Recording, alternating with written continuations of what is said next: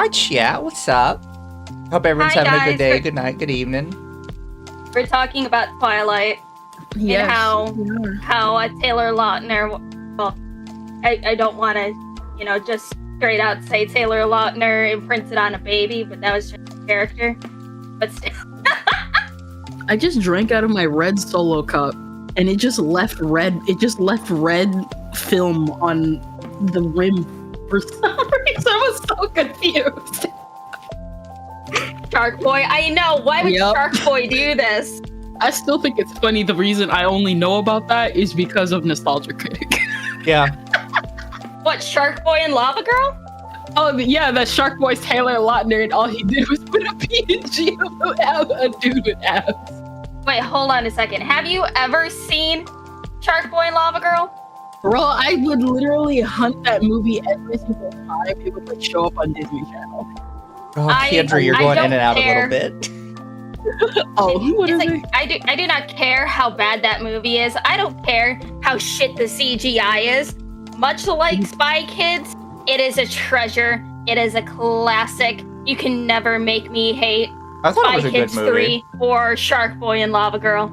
What is it? That I don't even really think it's a bad movie. Like you can, it's like a like what is it? I think what is it? Because like Robert Rodriguez, he actually makes family kid movies, and you can genuinely feel it because he's having fun. His kids were having fun watching it.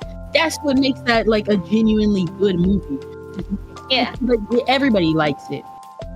However, I must obviously do my obligatory joke every time I hear about Shark Boy and Lava Girl. Dream, dream, dream, dream, dream, dream. No, the best part of Spy Kids will always be fucking Frodo Baggins showing up and going, "Yeah, I'm the guy," and then immediately getting He one is shot. the guy. Leave him alone. Immediately gets one shot. Okay, can I tell you like a really funny like joke from like my childhood? Yeah. I grew Yes. up watching Spy Kids 1. I grew up watching Spy Kids 3. I think I've only ever seen Spy Kids 2 1 or 2 times in my entire life. I mean, okay, Spy Kids 2 is objectively, in my opinion, the best one. Was that the thumb one? The thumb one's the first movie. That's the first one with the thumbs. The second movie is the one with the God quote of "Do you think God stays in?" Like everybody collectively was From like, Steve Buscemi. That it's like, okay, there was no fucking reason that a quote that deep should have been in a fucking Spy Kids movie of all things. Especially the 100%. same one where the villains get covered in camel poop. Yes. Oh no, I can't ever remember. It's 3, right? Is where they're trapped in the video game. There's that 4. Yeah. Now, Sylvester Stallone playing like 5 different characters is genuinely so good. It I is. still think that was the most interesting part of the movie, even as a kid, and I'm still salty we didn't get any like prequel to that. Yeah. The ending hits so hard, but I want to see the before. And then nobody talks about the 4th one. Even as a kid, I thought that thing was disappointing. Fair. That movie doesn't exist. I like to pretend that it never happened. It's like Just Sly like Cooper with- 4. It's just like with the Shark Boy and Lava Girl sequel. That doesn't exist. Oh yeah, you're right. I wonder whatever happened to that in development. But really quick, thank you Colzer for 5. Howdy Mizu, Kendra, and Lum Lum. Can't stay to watch since work tomorrow morning, but I'll catch the VOD. Hope you enjoy the VOD. Festiva for 2. Yeah, I'll throw money to clown on this woman. And then Reigning Terror for 5. Stayed up to give money. Hopefully this is a long one so I can enjoy it at work. Also, the only thing I know about Lily is her Steven Universe video. She actually did a follow-up to the Steven What? Universe video. But we're not watching that. So, So I actually, oh sorry. like Kendra, we could probably do like a marathon stream someday of just the Lily Orchard videos to see how long it would take us before we tap out. Oh, 100%. You and I both know that if that happened, they'd probably copyright strike, unless the YouTube kicked them off. So, we talked about this kind of 2 weeks ago when we brought up doing a Lily Orchard video, but we weren't sure what we were going to do. Because the reality is Lily Orchard is a cartoon YouTuber who covers cartoons. So I sat down while Kendra was enjoying Christmas and while Lum Lum was enjoying Christmas and watched a bunch of Lily Orchard videos because I hate myself. And I found out that Lily Orchard actually did cover anime for just a little bit. And of all the anime she could have possibly covered, she covered Revolutionary Girl Utena twice. It's like, Mizu, when we have to talk about your self-harm issues, you need to stop this. We care about you. We have an intervention. We need an intervention. And for those of you who got to see the thumbnail before we started, they did a top list of all the anime they had watched, and they put Revolutionary Girl Utena as the absolute worst anime they have ever seen. Wow! There's like so many worse anime out there, and I watched some of them. They were mostly trash harem fan service series. Okay, come on, Kendra. You can't put anything above the absolute banger of an anime called Redo Healer. I mean, Mars of Destruction exists. Yeah, fair. We're also not watching it, but I might send it to Kendra. She did an abridged series for Revolutionary Girl Utena. No!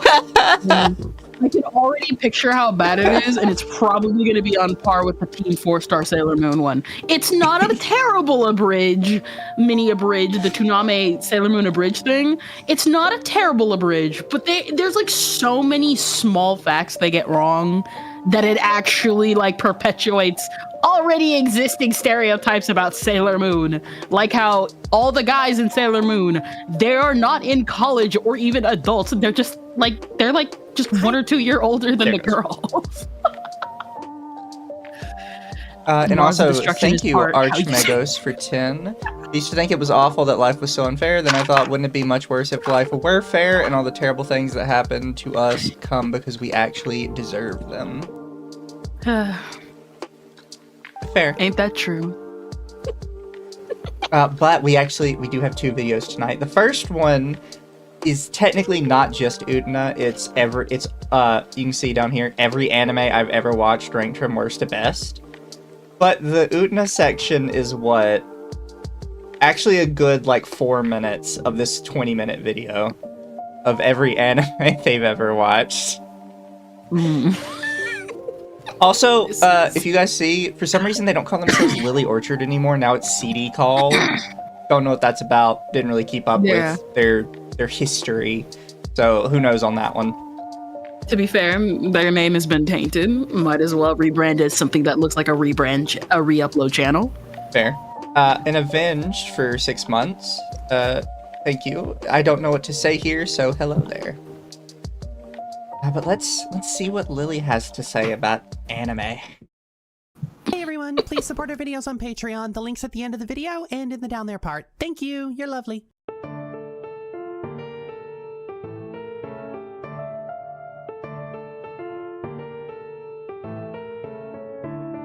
So after my video about Spy Family, which contained more than a few searing hot takes, I was inundated with the same recommendations that follow suit. Oh yeah, so of all the anime for this person to love, they genuinely love Spy X Family.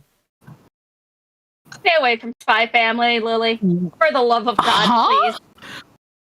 Now that one's actually pretty shocking. Granted, I kind of thought Lily was going to be a part of the crowd that when Spy Family first came up, they were hating on They were hating on Spy Family for not delving into proper politics, and because Lloyd blushed when he held Anya like one time. Yeah. Chat. Oh my. I can't get into Lily Orchard's history, because if we went into Lily Orchard's history, it would be like a fucking June the King video. We would be here like 3 or 4 hours.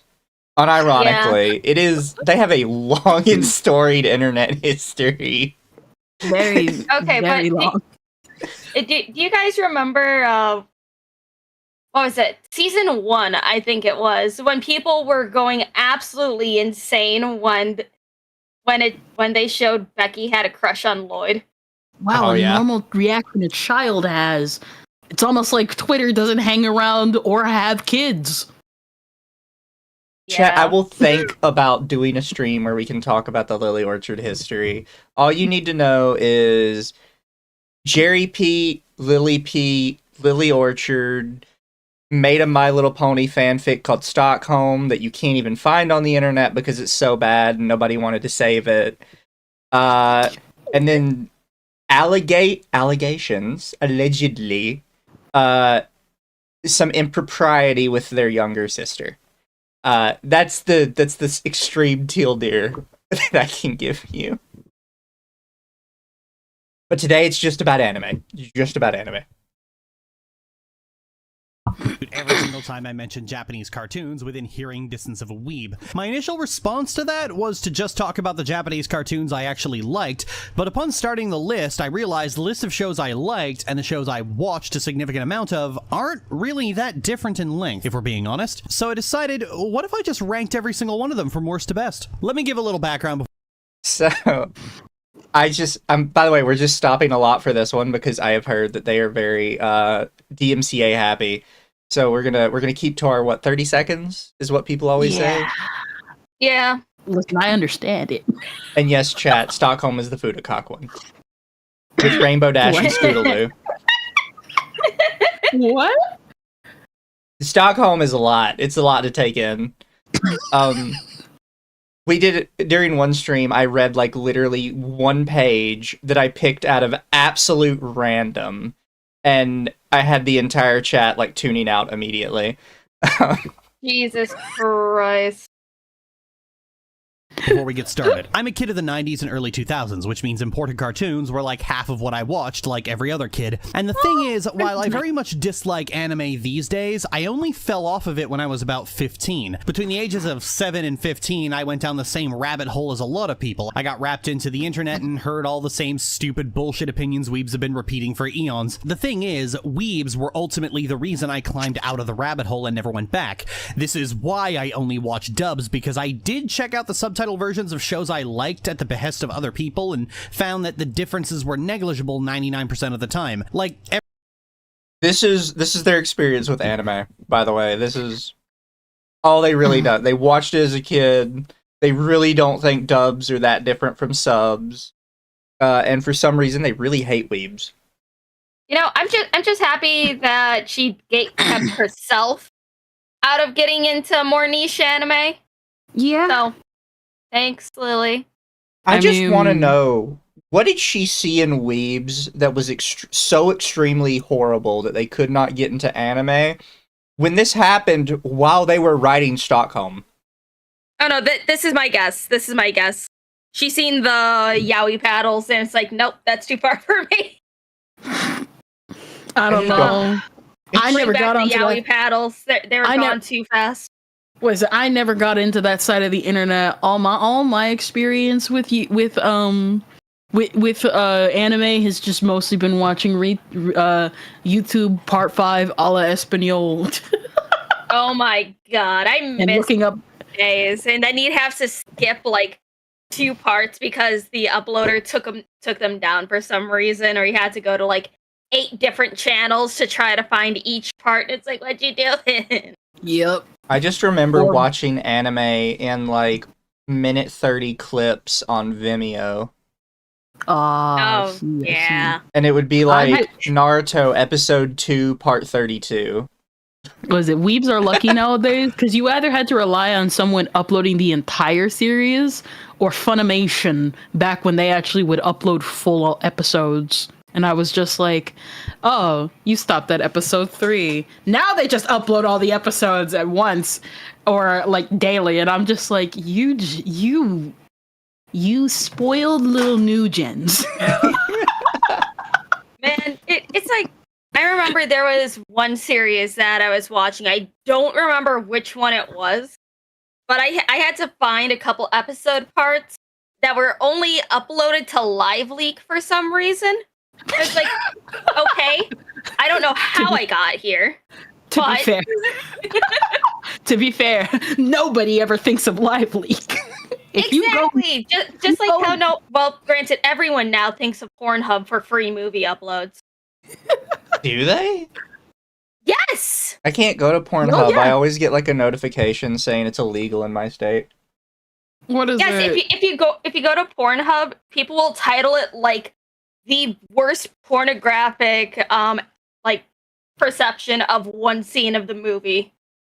Like man gets railed by rival, and it's just Oh, fair it enough. just ends up being Mega Man.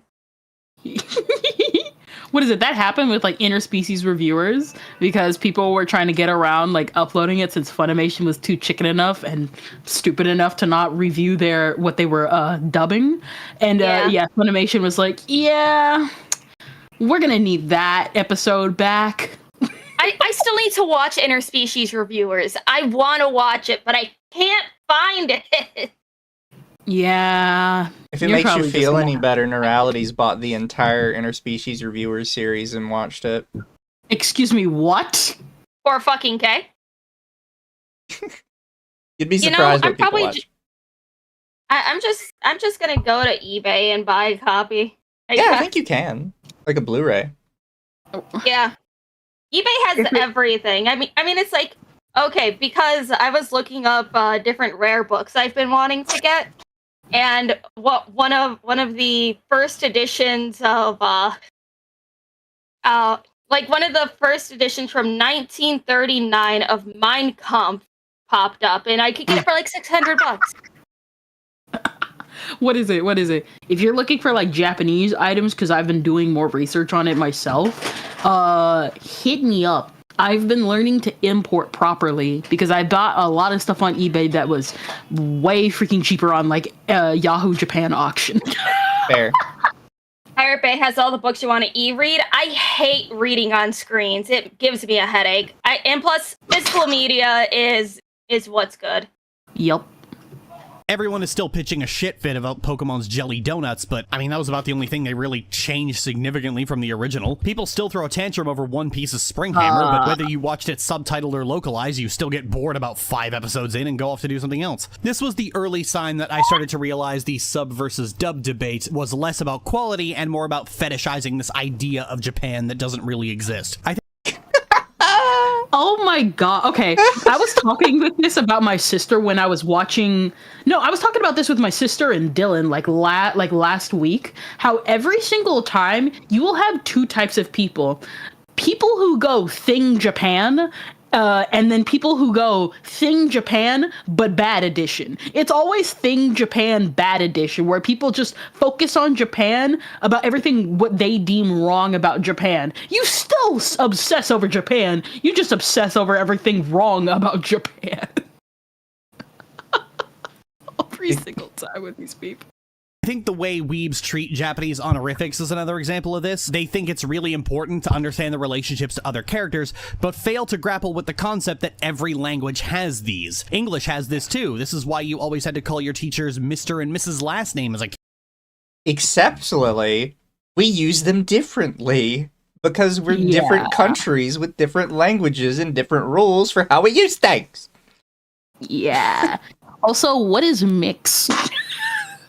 Probably some in between. Well, like they seem to be mistaking because they're like Mrs., Mr., Mrs. Yeah, we have honorifics for like strangers, and typically you use Mr., Mrs. Just like for every stranger, regardless of who they are, if you're younger than them. But like in Japan, you have honorifics for family members. That's not really a thing we have in America. Yeah. It's just mom, dad, cousin, aunt. Like most of the time you'll call them by their names. Maybe you'll add like cousin Sarah, Aunt Jenny or something. But you're not going to say Mrs. Jenny if it's your fucking aunt. Yeah. And even then, like, what is it? Like the brother-sister thing for like Western states, depending on where you live, that's mostly died out too. Yeah. MX must be the first draft of Latinx. Is the Latinx? Yeah. Ugh. kid, or why referring to someone with only their last name is decidedly impersonal. Every language has these rules about what to call someone depending on your relationship to them, but weebs act as if Japan's rules are some kind of special, meaningful aspect of the culture. It's not. It's grammar. They act like it's a special, meaningful aspect of the culture. Yeah, it is. What are you talking about? But Mizu, it's different. The weebs. It's different because it's really fast, though. Thing Japan, but bad. It's so weird, because that it really is Thing Japan, but bad. Like, they act like it's important to their culture or something. It kind of is. What are you talking about? Yet language is downstream from culture. They wouldn't use honorifics if they didn't matter. Also, thank you for the 2, Baked Buddhist. Is one of your friends a pony mermaid? Yes, Lumi is a pony mermaid. I also have a pony mermaid. I'm not using my pony mermaid right now. I will have to get you the artist who did this PNG because I think your pony would look adorable in this art style. I would get one then. Your xenophobia, but worse. I'll definitely. And manners. Hell, I grew up at a time where fan subs were rampantly terrible, transliterating things and adding lengthy explanations at the top of the screen, which any professional translator would look at and go, what the fuck are you doing? But weebs see this as an improvement because it lets them keep up the lie that the Japanese language is some kind of special deity of words. It's like those articles about... No. People liked those because they were fun and they taught you about a different culture. Not because, like, the Japanese language is just so pure and needs to be kept in its unadulterated form. It's like, no, I like this Japanese thing, so it's kind of cool that I get to learn new Japanese words while I'm doing it. Also, notice he said the professionals. Yeah, guess where some of those professionals came from? It's almost like they came from the fan subbing market. Japanese words that have no English translation, whereupon they proceed to either translate it themselves or make it painfully obvious what the actual translation is. But you can't tell weebs that a language was designed to convey thoughts and feelings that are universal. That would... I gotta go back really quick. So, they translate Yugen as existential dread, because the definition is a profound, mysterious sense of the beauty of the universe and the sad beauty of human suffering. I don't know what you think existential dread means. That's not existential dread. I don't... What are you talking about? You can clearly tell this is supposed... What is it? Like... Think about, like, schadenfreude, right? We have no word, no culture to this day, for some reason, has a good translation for schadenfreude. They just use the word schadenfreude, which is taking, for those of you who don't know, it's a German word that means taking pleasure in the suffering of someone else, which is decidedly German, to be fair. But that's how, like, culture works. The word just works. We all heard it, so now we all just say schadenfreude instead of making up a new word for it. And we'll say the definition. We'll just be like, it's really funny. He got kicked in the nuts. You know, like. But I have no idea what they mean by this is existential dread. I don't think you know what existential dread actually is. If anything, it kind of just ignores the second half. Yeah. But you can't tell weebs that a language was designed to convey thoughts and feelings that are universal. That would break their fantasy that Japan is a real-world Narnia. The point is, I have very real gripes about anime, and the culture around weebs is one of them. It's why I crawled out of that rabbit hole. My refusal to watch cartoons subtitled isn't born out of anything but quality control, because when weebs in my audience run up with their latest softcore porn cartoon about girls being raped by quote-unquote relatable heroes, it's just a lot easier to say, ooh, sorry. Oh, pause it! Leave Rance alone! Leave my boy alone. He learns about consent and even prefers it sometimes. That's gotta be about Rance, because I don't know, like, what the fuck they're talking about. She has to be talking about the Rance OVAs. Either he's talking about... Okay, so I've never seen Rance, but I know enough about it. Either she's talking about Rance, or she's trying to exaggerate the lucky pervert trope.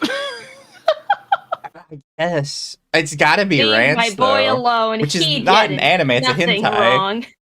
That's different. Potato, tomato, Mizu. Also, thank you, Embolin, for the 5. If you're interested in interspecies reviewers, you might enjoy Dama Dealer. It's legit hilarious how much they get away with, i.e. front tail, quote unquote. Also, I never understand people that be like, redo of healer, I can't believe you like redo of healer or whatever their logic is. And it's like, this character's not a good person. You know that's okay to have that as an MC, right? Yeah. But yeah, It's no, like Redo of Chad's Healer had mentioned it, something could've been interesting Redo. going, and then they just dropped the ball after the 3rd episode, and it's like, ugh, it's back to regular shit. Sorry, it doesn't Back have a to dub, regular so hand hands building. tied. Than it is to just get right in their face and say, I don't want your garbage. for the sake of this list, I'm only including shows that I watched enough of to know my opinion wasn't going to change. So I clearly liked all of them at some point in my life, but I'm not including shows where I watched maybe 3 episodes and then gave up because I was bored. Are you saying you gave up on Cowboy Bebop after 3 episodes? Clearly, we're with a professional here. I'm also not going to be including films, so there's going to be no Ghibli movies on here. However, there is one video game because I just think it counts. With that out of the way, let's go. You believe that? Then you really are naive. I've never been fond of the notion of a sacred cow, especially where LGBTA rep is concerned. There's always been that age-old question of, is bad rep better than no rep? But that notion implies that those are our only 2 options. Revolutionary Girl Utena is one of those 90s gay anime that's treasured by a lot of millennial gays because back in the 90s it was watch this or nothing. But that's always been a false memory. In reality, it was watch this or, you know, Sailor Moon is right there and better at this than we are. It's still... What? How are you feeling already? I'm so confused. I can hear the audible crack in her brain already. Bro, okay, so for those that don't know, the guy who wrote some of the episodes of Sailor Moon, Kunihiko Ikuhara, he wrote Utena. He wrote most of Utena. So the fact that she's like, nah, I like cause I get it. Sometimes you prefer one work over another. I don't like Yuri Kuma, which is one of Ikuhara's other works. It's one of his works, the weakest works. But Utena? Really? Why would you watch Utena when you can just go watch Sailor Moon, which does it better? Just wait over 100 episodes. Also, as chat mentioned, in the dub version of Sailor Moon, there are no lesbians. They're cousins. So it doesn't even work, because like they said, they don't watch sub, they watch dub only. Also, thank you, Nasco, for the 2. In BG, the Lord Stovo is Schadenfreude. I would probably have to see that, actually spelled out phonetically. I'll never get that correct. Zulora. Considered by many to be a cult classic and is considered mandatory viewing for sapphic anime fans, and I need to make this clear, there is no such thing as mandatory viewing. You watch what you want and don't feel pressured to swallow something just because everyone else thinks it's perfect and above reproach. Now, I did watch this as a child, and I did like it and think fondly of it up until about 6 years ago. Now, if you followed my work, you've probably seen my critique of the way Sylvanas Windrunner is written and the way Sylvana fandom likes to romanticize a version of a relationship where you torment each other and then love miraculously happens. And you've probably seen my criticism of Catcher Dora, which went the same way. Don't worry, we will be talking about that later as well. Oh, this will be interesting. Don't you get it? I love you. I always have. And you were there. This is what you left me for? A blonde girl who thinks she's better than everyone, barging into my room all day. Oh, wait. And it won't be over until I see the looks on your friends' faces when they find out that you failed. I won't let you win. I'd rather see the whole world end than let that happen. We can turn the rebellion's own hero against them. That's good. I told you not to come back, but You just love feeling like a hero, don't you? I wonder which of your friends I'll have you annihilate first. I thought punching was supposed to be like the one thing you're good at. Bye, Dora. I really am going to miss you. Ketra! Ketra, no! You don't see how Have either of you ever watched the She-Ra reboot? So I did not. I watched the first season? Second What is it? season? I didn't, but I could but like usually when like people criticize it, I always assumed it was like, okay, maybe it was not planned in the beginning, but fan reception liked it, so then they started writing it like that. Cause sometimes it'll just be like a different character season one, like completely different motivation characters, and then you can pinpoint in the writing where they're like, okay, we're changing it here. So basically just messy writing.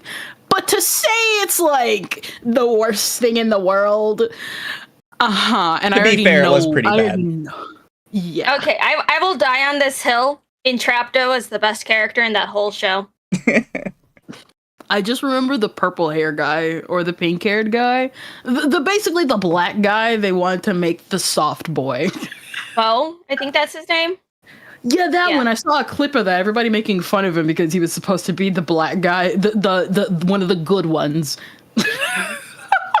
Chat, this is one of 2 confirmed Lily W's that will happen in this video. Because, yeah, no, the She-Ra and Catradora thing is literally just women beating the shit out of each other and then people praising it as beautiful lesbian love. I'm like... I mean, that is peak lesbian love right there. Also, thank you, Nasco, for the 2. You pronounce it exactly as it's written. Fair. soft and gently hits me when we're alone. Do you hear yourself? He shouldn't be hitting you at all. This is where my dislike of all those things started. Like many shows before it and after it, Utena carries this idea about surviving from abuse and trauma as if it scars you in some irreparable way. And like Sylvana fanfiction, it romanticizes this idea. One of the main characters is... What? What? Or fuck, huh? Huh? Like these 2 women that beat up on each other, and these other 2 women that beat up on each other. Revolutionary Girl Utena is also about 2 lesbians that beat up on each other. And it's like, when? Did you misremember it? I don't... Yeah. When? So, I know what Lily's probably talking about. And it's literally the key point of the story where it is the most heaviest and you had to have been paying attention. I didn't watch Utena as a kid. I saw it in like a top 10 list from Anime America a long time ago, and I only watched Utena last year. And again, you have to like genuinely not be paying attention because it's not like so many things get thrown at you in Utena that you miss stuff. Like it genuinely captivates you. So what do you mean it's about? Like what? Obviously, it's about lesbian mud wrestling. Weren't you paying attention? What is it, Mizu? Is it okay if I could step out real quick? Oh yeah, you're good. No, you gotta stay here. Also, sorry, Baked Buddhist, I missed your other super chat a minute ago. Said, as a mermaid succubus, that is amazing. Stoner stamp of approval. Hell yeah. But yeah, no, I don't know where they got this from. They're like, you know, Utena and her girlfriend are like exactly the same as Catradora and She-Ra. Like, okay, buddy. Sure. Like, you know, you did that whole montage of her beating the shit out of her. When did you see any of that? Also, people just joining, just now seeing that we're talking about Lily Orchard. For those of you who really did not know Lily Orchard, you should be, like, just take note that when some people pop in here, they're like, oh shit, it's Lily Orchard. Like, they are a known element in YouTube. Man, it's just, you know, let's do a little prediction time since the Rance games are coming to Steam. I already have them all wishlisted. If somebody manages to gift them to me before I buy them myself, good job, because I'm gonna be trigger figuring that shit so much. Anyways, Kinky. how many tourists do you think will just be making Ranch retrospective videos just to get off of the hype of the games getting on Steam? I'm just waiting for the pyrocynical video. That's gonna come in like 8 years. When is it? It's like, okay, there's this dude that, because I wanted to learn more of the deep lore of Rance, because I haven't played any of like the old ass games from the 80s. And this heavily autistic man, he has to be autistic, because he did a 6.5 hour live stream talking about the deep intricacies of the Ranceverse that didn't happen in the games. And I'm just like, what? Yeah. So I listened to all 6.5 hours of it. All I'm looking forward to next is Code Vein 2, which I found this out the other day. So if you guys haven't seen Code Vein 2, the main female lead has like a big hole in her chest, and you can see like a sort of a golden heart inside of her. And I just thought it was a cool like visual, right? But there's an interview with the developer, and he goes, yeah, so that was a decision we kind of made because it gave us an excuse to basically remove her breast because we don't want to like over-sexualize our women. I'm like, what the fuck? You are making me not want this, and I was so excited for this. All right, I back. know nothing about Rance except he's the dude that's memed on 4chan by being the worst. He is not the worst. He probably goes through some of the best character development that I've seen in like really anything. Because one, he's not just the rapist. Sure, that's a main part of his character, but he learns about consent. He learns about actually treasuring people around him. But also, he's great. He's fun. I love him. Yes, the last game had Stripper Miku. I will be a Rance defender for all time. I don't care.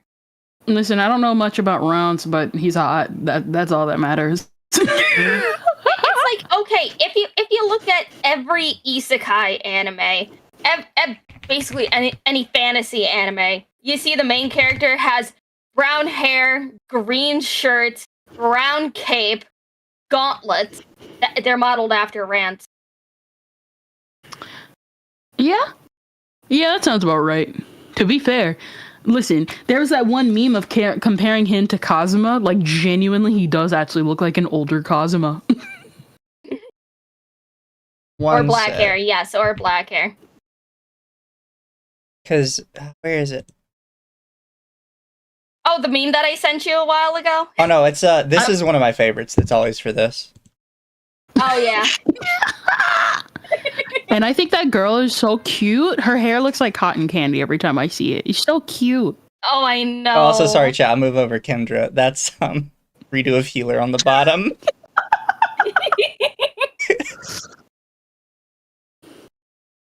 I'm still upset this didn't get Twitter angry. There's also a version where it's for what's his name, the guy from Shield Hero, because he also looks like almost exactly like Rance for some reason. I'm gonna have to find the meme again, but it's basically a Pokemon meme with a Rance, where it's just the different branching paths of the anime MC. Yeah. I have it right here. I know I changed it a little bit to make it into the... Yes, there we go. Rock hard.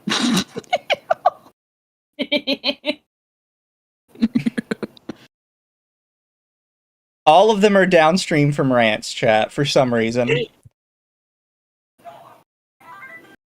But here, we will continue. We waited for you to get back. an intense trauma survivor who is never able to break free of the stranglehold of romanticized trauma and is almost constantly confronted with their abuser at every turn, even taking her anger out on her partner a lot of the time. Furthermore, while that abuse is portrayed negatively, it has the same problem as the Legend of Korra and basically every depiction of Sylvanas being murdered by Arthas, in that it's so gratuitous and grisly that it passes the point of being unsettling and starts to make me think that the writers are getting a little too into it. If you're looking for a source as to why... How do you feel, Kendra? Huh? What? How do you feel about confused. I'm so actually confused. I'm like, here's the thing. I'm someone who's not squeamish, but there will be times where I will look at a scene and be like completely uncomfortable. I cleared my Twitter near like the end of the year, but I used to have a thread up of Utena where I was reacting to like what I deemed the worst part because it was that well written. So I know what they're probably talking about, and they're talking about how Utena has like this aura of kind of like sexiness in it because it's based off of the Bishoujo genre. So for those that don't know, Bishoujo is basically stuff like Lady Georgie, stuff like Princess Knight, stuff like, of course, Revolutionary Girl Utena, where it's supposed to be like the romanticization of like an aspect of life you want to focus on. But the thing with Utena is that it uses that art style to literally commentate on Bishoujo while celebrating Bishoujo, because at the end of the day, this genre is still fantastic. I think I know what Lily's talking about, and like, it's still portrayed as negatively. Like, the entire time. One of the most horrific scenes in the series that I only knew about, like, bits and pieces of, was portrayed so well and so horrifying that even it, like, shook me. And it was, obviously, like, for anybody who doesn't mind spoilers, it was revealed when it was, it was the scene when it was revealed that Anthe, the brown girl right there, she was being molassed by her brother. And one of the the minor antagonists caught her.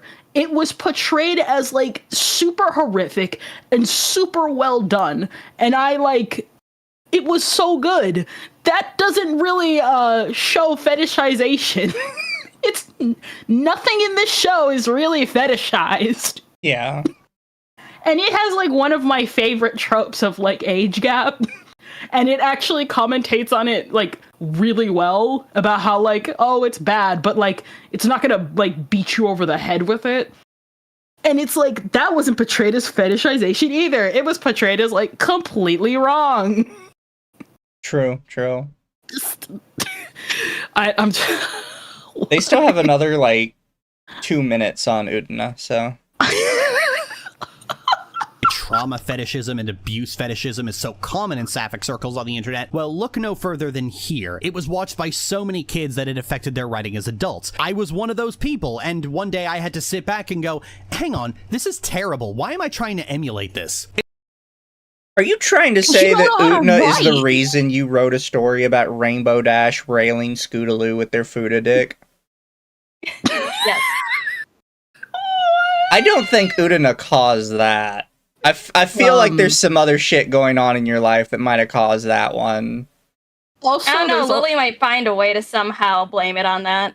There's also the fact that, again, the whole thing with Utena is one of the major antagonists is an older gentleman and goes to Utena and, like, seduces her. Remember, in Utena, these characters, they look like they're in high school. They're even younger than that in Utena. They're all middle schoolers. And it's portrayed as a bad thing. You can tell and feel that it's a bad thing. So, your rainbow dick Fuda fetish is not even comparable. Rainbow dick. That's what like, Rainbow Dash. That's what Rainbow Dash called her dick. Is Rainbow dick. Like literally, the whole show goes out of its way because, like, what is it? One of the things I screamed about in like my original thread was how literally like Utena finds out that Anthe is, like, of course, being bad touched by her brother. And literally when Utena confronts him about it, he literally says, sorry, bro, that's your just own worldview. Like, it's portrayed as a bad thing. No, I read Twitch chat. It's just not everything pops up correctly in Twitch chat. Like Kentucky Fried Fuck did I hear? Don't worry about it. Literally Utena like confronts him and he's like like, bro, what are you talking about? Yeah, I bad touched my sister, but you fell for my advances, 15-year-old girl. We're the same. And it's literally portrayed as not the same. I don't know about you, but that's clearly different from Futanari Rainbow Dash.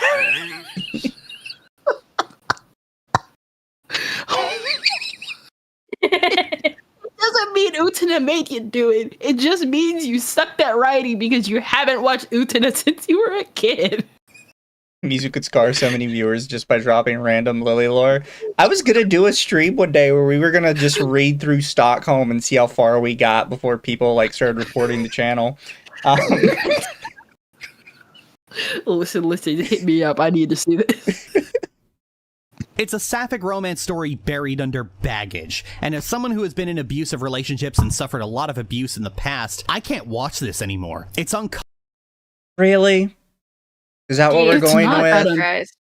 It's not even really... Okay, there are things in Utena that are, like, super fantastic, because the one thing I complain about anytime, like, Utena is brought up is the fact that shipping culture is, like, a dominant thing about Utena. When there's, like, a whole ton of things that happen in this series, it's a coming-of-age story. That's basically what it is. A coming-of-age story for these two girls, a coming-of-age story for every character. Like, every character is important. And they call out when a character is terrible, but they also leave it up to the viewer because these characters are complicated. Again, what you went through was sad, but that's not on Utena. That's just you taking what you went through really badly. This is really bad. Comfortable and not in a challenging, thought-provoking, higher purpose way. It just feels like gratuity for the sake of gratuity. And after seeing the way a lot of people who like this show went on to view women beating the shit out of each other as a precursor to romance, I can't help but doubt the sincerity. If anything, this show is the reason why I overwhelmingly prefer to write stories about trauma survivors recovering and putting these things past them, usually making the trauma a backstory they tell to someone and keeping a generally uplifting and optimistic tone. These days, Utena has a rocky horror effect, as even though we've moved on and have good, worthwhile gay rep in cartoons, zealots still need to push it in people's faces because they can't accept that it's aged like milk. It also... Rocky Horror is great. Shut the fuck up. Notice how... No, okay. Because this is the one thing I noticed. None of what Lily is showing is footage from Utena. Yeah. Like, if you showed footage of Utena, she keeps showing footage of, like, or pictures of She-Ra. And yeah, you can say, oh, well, I don't like the fact that people fight in She-Ra and they keep punching each other. There is, like, barely any hand-to-hand combat in Utena. Anyone who gets hit because it's a stereotype of the VShojo genre. Like, in the beginning, Anthe... Actually, no. Like, in the beginning, there is a character with green hair that I forgot the name of, who literally hits Anthe multiple times because his whole purpose is to be... He's trying to live up to this, like, pinnacle of being a man. And his character gets broken down and, like, you actually end up liking him in the future. And he's trying to basically be the pinnacle. And Utena beats him, and that literally like torments him until like something major happens. And there are consequences to like what he does. He like gets suspended for like an entire arc, and you think he's never gonna come back until he gets snuck back in due to one of Utena's friend characters who she gets her own development. Like every character interaction leads into one another. And it's literally to commentate on different, like, tropes and stuff like that. And Lily's just not showing any of it in line. Yes. Don't worry, they're almost done with the Utena part, and then we can hear about their other anime takes. Oh, no. It has an avatar effect where you can see where it's fucked with people's senses, and I can't help but resent it for that. As I mentioned above, there's a tendency to view old gay content as some kind of sacred relic that we must be eternally grateful for. It's part of the way modern culture idolizes heroes and tries to find the one... Should I know who those are? That's Rebecca Sugar with long hair. Oh, okay. Lily, I didn't recognize her with long hair. Sugar. She actually looks really cute with short hair. I really like her short hair look. And she seems like a sweet person, too. Lily does not like Rebecca Sugar. Lily's the reason why everyone found out that she used to make edit porn. Yeah. On Tumblr or some shit. Yeah. She also has a lot of porn of Greg Universe basically fucking the whole cast. So I think we kind of know what her type is. Oh, yeah. I like that people tried canceling her for that, and everybody was like, well, number one, it actually kind of makes sense with the show, so you can't even really cancel her for that. And number two, this is a grown woman. She can do whatever she wants with her own characters. Yeah. I don't know about you. Oh, sorry. I don't know about you, but I kind of buy Greg and Pearl did it at least once. Yeah. And I don't even watch Demon Universe. Oh, and he was definitely railing Amethyst on the regular. Like, he literally had Amethyst coming over to his house and, like, LARPing as his dead wife. They fucked. Yeah. 100%. Broke down the door and paved the way for more gay animation. But the truth is, there was no hero. Everyone takes it in turns to take a smack at the door, and everyone's working together to lay down the bricks. No one person is so special that they're irreplaceable. You. Okay.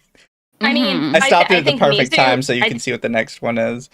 But no. I think Mizu's super special. He can't be replaced. Oh, thank you. Because who else is going to scare VTuber corpos into almost demolishing themselves? Mizu doing the simplest question that destroys and cripples people. Ask questions. Oh, all these Mythos people haven't streamed in a while. There must be something weird going on over there. 2 weeks later. So we're selling off our corporation. It's like, okay, Mizu, because I haven't really talked about my inner feelings and my own personal rats that I've been, conjuring up with Zan for the past like year or so about Mythos, because it was my prediction for the good year of our Lord 2026 that Mythos was going to collapse and burn, and then I could be like, hell yeah, 2 years in a row I predicted a corpo falling. No, it had to be saved at the last minute. I had to predict something else bad to happen. Because it's like, okay, last year, just as a joke, I was like, haha, it'd be funny if these shoujo fell before fall of 2025. They fell on my birthday instead. Greatest birthday present I could have ever asked for. Dang. Also, thank you, Candy Sensei, for the 50. Does Lily Orchard even know anything in existence? They don't seem like they do. Like, everything they say just sounds like you don't know what you're talking about. Let me please. They just said a whole lot of nothing. They just said a whole lot of nothing, for the most part. Yeah. Don't worry. So, no, it's not the worst. The second worst anime they've ever seen is Cardcaptor. So. No, I am not Cardcaptor alone. Now, I have not watched Cardcaptor Sakura. That is on one of my lists. I just never had access to it as a kid. I love Cardcaptor. It's great. Also, this is Lumi's section. I watched it with my kiddo because she loves Cardcaptor. It's a great show. I think her brother's hot, and the white-haired guy is hot too. The white-haired guy is very hot. Like, even the remake isn't too bad either. Wrong button. Significant Lily and Auntie? Oh Yes. boy, the other sapphic anime people loved. I'm gonna get some letters about this. Sapphic? Was it? Was Cardcaptor lesbian? I've never heard of it that way. I would say it's more of like, I know Clamp because Cardcaptor was made by Clamp, Holic and all of them. And I know they obviously tapped into and did some like BL here and there. But I've never heard of Cardcaptor in the topic of sapphic. I have never. It has like the straightest main couple I've ever seen, and they're literal like 12-year-olds. Cardcaptor as Yaoi does have a one Yuri character who likes Sakura. Fair. I loved Cardcaptors as a kid. I loved it so much, but I mostly watched the Nelvana dub, and as I got older, I learned about all the things Nelvana changed, and I feel like I dodged a bullet. Like, weebs will rush up to me and go, Oh. I really liked the Americanized version of it, and then when I learned that there was an original version, it was disgusting.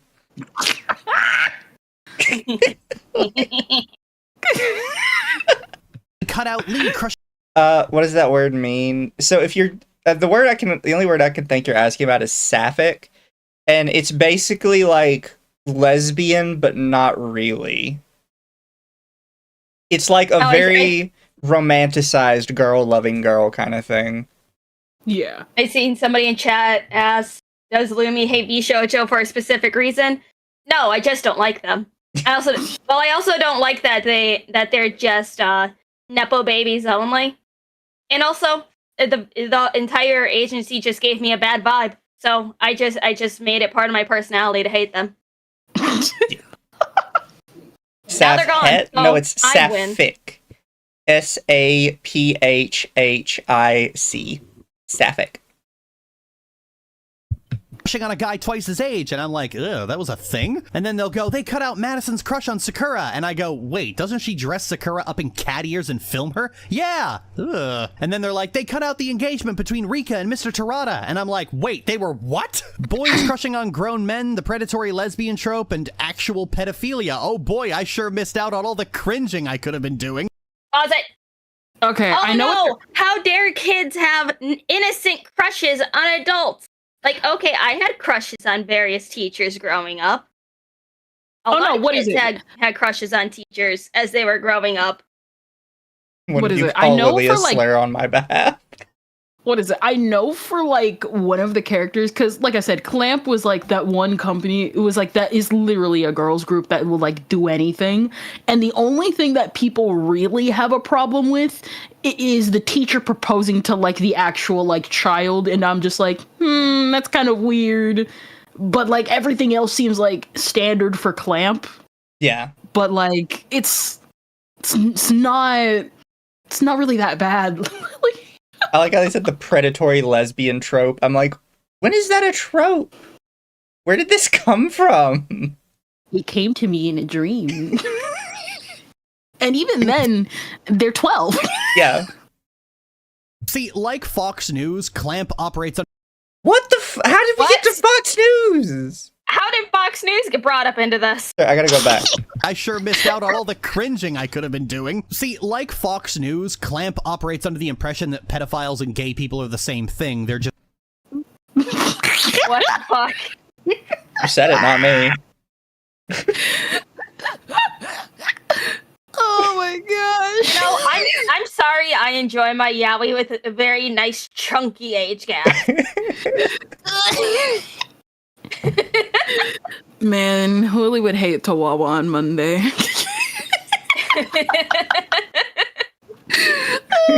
Has literally all of that.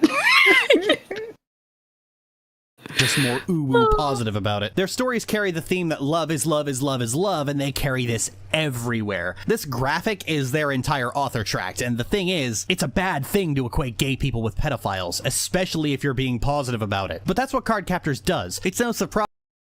You wrote an entire story about an adult having sex with an adopted child that they considered their sister. No, I didn't. It's okay. It's okay. Because they're ponies, and Lily wrote it. So clearly, the consent was in there somewhere. Clamp and Fox News. Also, thank you, Internet Zen Master, for the 5. I literally just got here, and the first thing I heard was Clamp and Fox News. Who is this retard?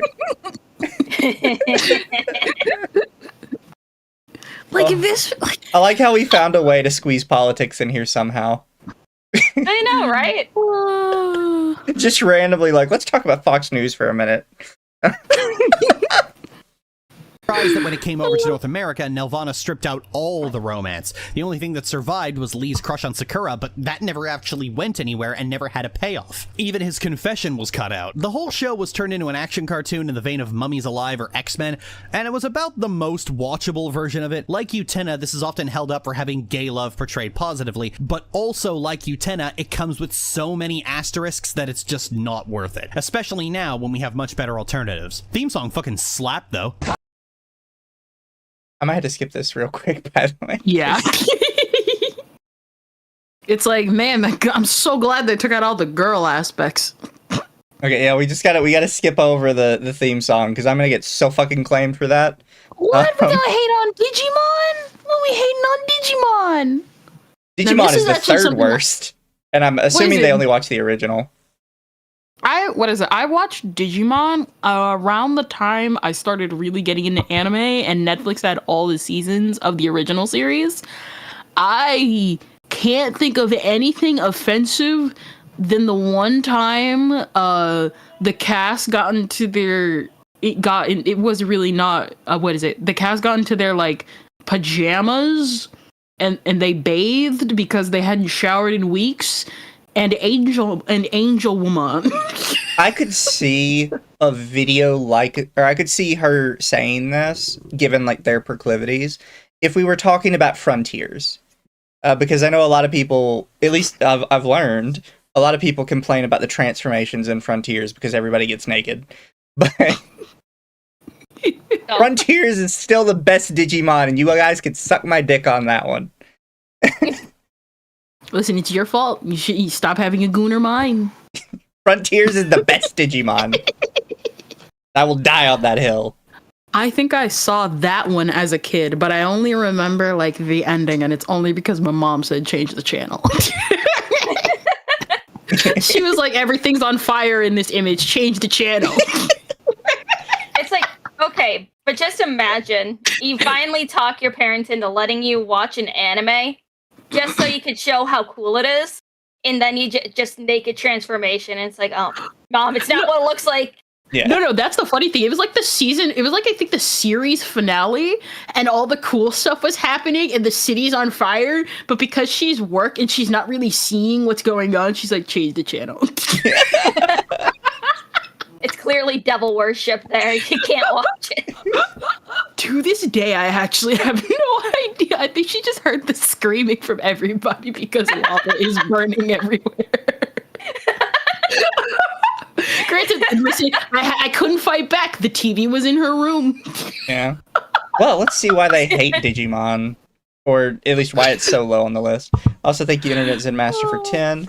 Kendra, you forgot. Majority of female Digimon are hot. Also, no, Mizu, your opinion is wrong. Frontiers is not the best Digimon series. It is Tamers or the OG series, and this is not up for debate.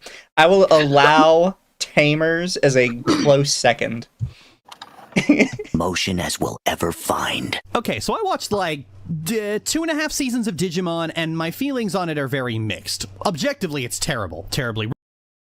Objectively, it's terrible. What? Objectively, the original run of Digimon is terrible. Okay, let's hear why. Written, terribly acted, terribly animated, just all around terrible, and I fucking love it for that. You should. Well, it might be terribly acted because you only watch dubs. But terribly animated, I mean, it's fine. What is it? Oh, number one, the first season's always going to kind of look worse than the rest. And number two, I actually think Digimon's one of the best middle grounds a dub has ever reached, with trying their best to keep the Japanese names but still being as American as possible. You can criticize the Digimon movie. I have no idea what they were doing by combining 3 movies together. But the dub is not that bad. Also, thank you, Archmagos, for 10. Lily sounds like it's projecting its life experience on anime. Again, I'm convinced that all the weird takes are how they see the world. Aren't they accused by their sister? Yes, they're accused by their sister of a thing. Which I won't talk about because I don't want to get sued or get bullshitted by YouTube for saying it out loud. Just wait, you get sent to your email of defamation soon. It's like, but this isn't even my opinion. I've read this. This is chat's opinion. totally go and watch it. I'm serious. If you haven't, you have to see it. There's a great deal of earnest sincerity about it, and I can't help but find it charming, especially when Kingdom Hearts actors show up to chew on the scenery. The dialogue may be stilted and completely wooden, but it harkens back to a time when this stuff wasn't caked in irony and just owned the fact that they were unbelievably stupid. I guess I feel more fondly about it because I actually miss the days where adventure fantasy cartoons were this earnest and sincere. Yeah, the dialogue is badly written and the animation is even worse, but you know what? Metal Greymon gets to have his titty cannons and no one feels the need to sarcastically roll their eyes at it. Sure, Anjuwamon's design is cravenly perv-pandering, but I can't recall any moment where she was sexually assaulted by the camera either. Maybe that was just too expensive. I think it's worth a rewatch for anyone, honestly, if only for the titty cannons. Well, I'm so at least they confused. liked Digimon, I guess. I think I have an idea on what the heck Lily is going to complain about for Little Witch Academia. But how dare she complain about Little Witch Academia? Also, Internet Zen Master for 5. I will find a way to create a Caramon in reality and stick it on Lily Orchard. Also, the dub movie works, even if it does seem odd. Caramon is best boy. No, not that movie. My I'm talking heart. about the one where they combined like the 3 movies together, not the basically Summer Wars before Summer Wars. Fair enough.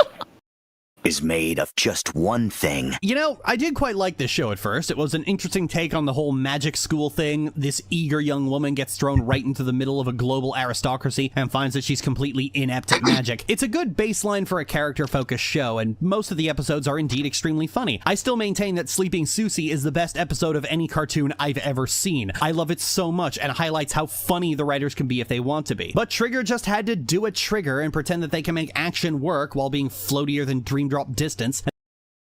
Did you just say Trigger can't do action? Yeah. They're like the #1 studio that can do action even better than Madhouse and Bones. Wait. Trigger had to do a Trigger thing and pretend they can do action. And yeah, they're what are you talking floaty. about? Of course they're floaty. That's their whole gimmick. I'm so confused. Like, I could understand if they were going after the, Trigger being Trigger and adding a mech to the end of everything because mech in space. They're obsessed with mechs in space. But floaty? Really? Keep going, it gets worse. Trigger is the action, right? Yeah, no, there's like 3 anime studios that you can consider like the action studios, and Trigger is one of them. And they're like, oh, Trigger pretends they can do action. They can! They just It's their did thing. it. Was it last year with Panty and Stocking that went viral for literally the episode that introduced the Poly Bros? Yeah. That was sick. I loved that scene. Okay, Kendra, but I know you agree with me that the Blowjob brothers are just perfect. Oh yeah, no, they're absolutely hot. I love them so much. I hope they come back for season 3. They Oh, better. what, the 2 new angels? The boys? Yeah. Oh yeah, Yes. no, they're like I've been like, what is it? My Again, hot before- take is that I am so pissed that they're not twinks. Oh, same. No, what is it? My thing is, I expected polyester to be buff. Like he looks like he would have been jacked in like the normal style. I am upset that that polyurethane is not a twink though, because I'm just like, Yeah. okay, I get it for Panty and Stocking, big boobs, small boobs, and I thought they were gonna do the same thing but different body types for the boys. And that is the only thing I'm disappointed in, but they're both still hot, so it's okay. Also, I know chat's it probably should- going to be upset with me about this. I actually think the new Panty and Stocking OST is garbage, and there is not a single good song on the entire thing. Now I'm going to, I'm like I said in chat yesterday, you're going to be crucified. I am that crucifier. Look, Divine, good chorus, rest of the song is just shit.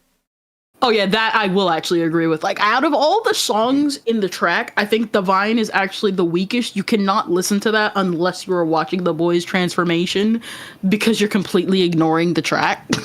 The Everything else, Demon though? Sisters and Angel Sisters remix together by Teddy Lloyd is good. The Yes. new songs he made for their transformations, though, are garbage. You know, like Reach Up.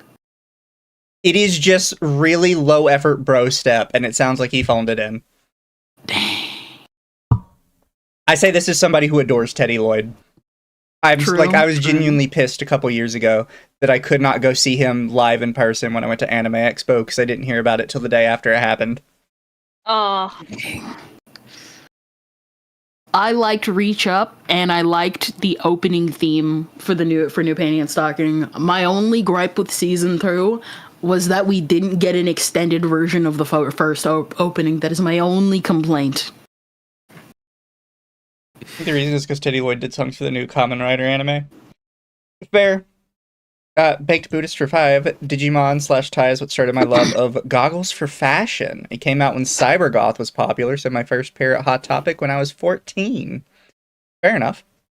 And no, 7 for 10. I just remembered years ago, a couple of writers were going over Lily's writing guide and coming to the conclusion that Lily's only frame of reference is kids' cartoons. Well, first off, that's true. Second off, I have seen that video, and that video is actually what convinced me that a lot of writers online unironically watch Folding Ideas videos, because one of their criticisms of Lily Orchard was they said, oh, isn't this the Thermian argument that Lily's doing right now? And I was like, shut the fuck up. I don't want to hear anybody say that thing, like, unironically.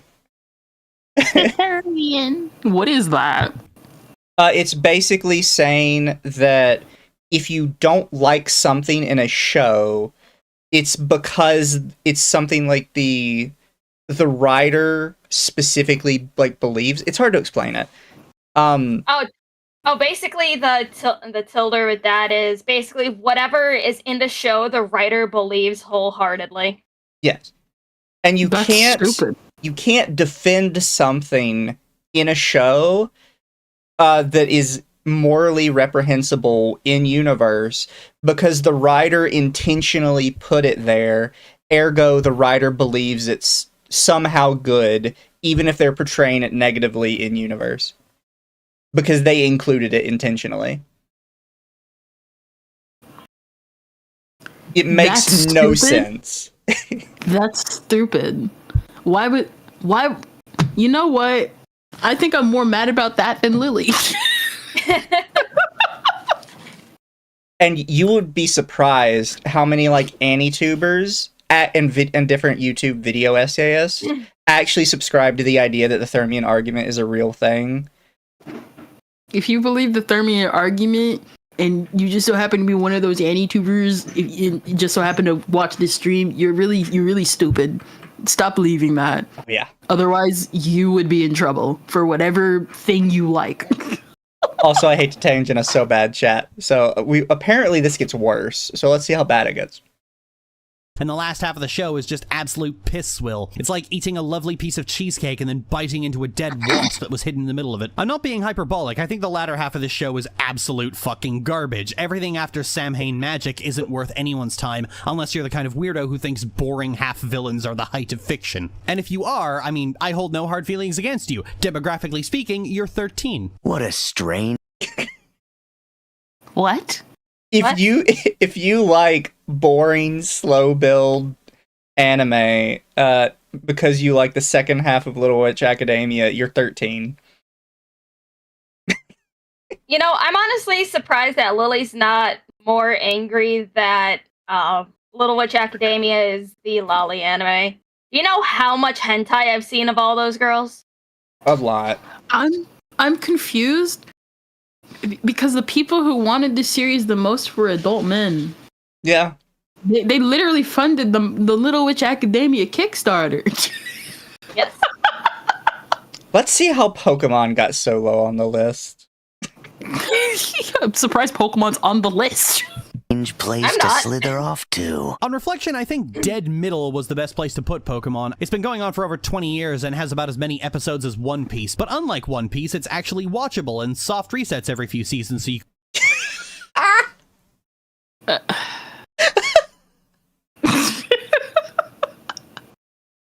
first off, we now know that One Piece will not be appearing on the list because Pokemon is supposedly better than One Piece. So that one's not showing up. Look, as somebody who doesn't watch One Piece, because it would take too much time for me to get into it, I have never sat down and been like, yeah, no, One Piece is impossible to get into. It's just a big time commitment when I don't really care that much. But that doesn't mean it's unwatchable. I tried watching it, couldn't get into it, but I'm not gonna, rag on a One Piece fan to be like, oh, why are you wasting your time? No. And there's clearly, fun scenes and characters in One Piece. It's like, if I really wanted to care one day, I would just watch, a 18-hour-long retrospective. Considering we're in the final saga, it'd be a good retrospective. Everyone's finally appreciating the final Robinson. saga of the first season? Yeah. I meant the final saga of the manga. We're in the final saga, guys! I'll see you in 20 years! Hopefully we get a Davy back fight again, because I actually really want to see another Davy back fight. You can jump in whenever you want. I feel like that was always Pokemon's strong suit. Like, the writers never considered that there would be an army of weebs still watching it today, and even though they now know old fans are still around, they don't write the show specifically for them. I stopped watching Pokemon around Battle Frontier when the voices changed and was never really able to accept the new voices. They try to sound like the old ones, but the end result is just this uncanny valley effect. The show also lost... What? Okay, I mean, whatever. Not really too bad of a complaint. Everybody kind of always gets weird when it's like new voices. I got weird with the new panty and stocking voices, so yeah. I don't know, I'm just gonna say, and you're like, they didn't expect weebs to watch it this long, and you watched it all the way up to Battle Frontier, and then only quit because you didn't like the voices. You would still be watching it today if the voices didn't change. Shut up. You know who still has the original voices? The Japanese version.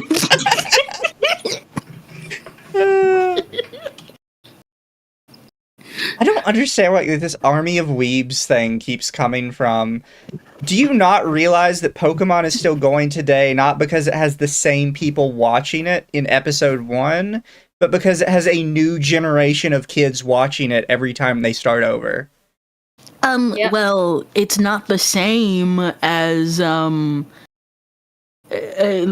Witch Academia. Clearly, if you like the second half, you're 13. But if you like this one, you're not 13. You're an army of adult weebs that have been watching since episode 1 of Generation 1. Lost a lot of its bite as time went on, originally having a very 90s comedy charm to it, and feeling more sterile as time went on, especially with the way Ash was characterized. That's not a criticism, but it did eventually evolve into something that just wasn't for me, and I was more than happy to leave it behind. I'm told that the Sun and Moon arcs are very good, and I'm glad about that, but at the same time, I've never felt compelled to go and actually watch it. You better settle down there, master. Okay, so Princess... Do we have any thoughts on Princess Knight before we get into it?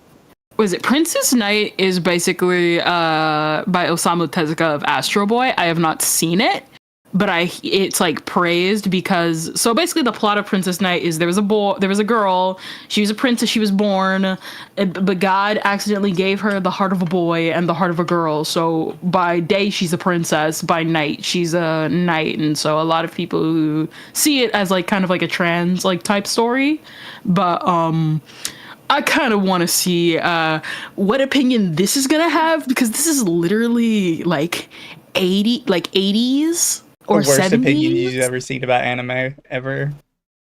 I'm wondering how Lily's put this higher than Utena, and this series I'm pretty sure is from like the 80s.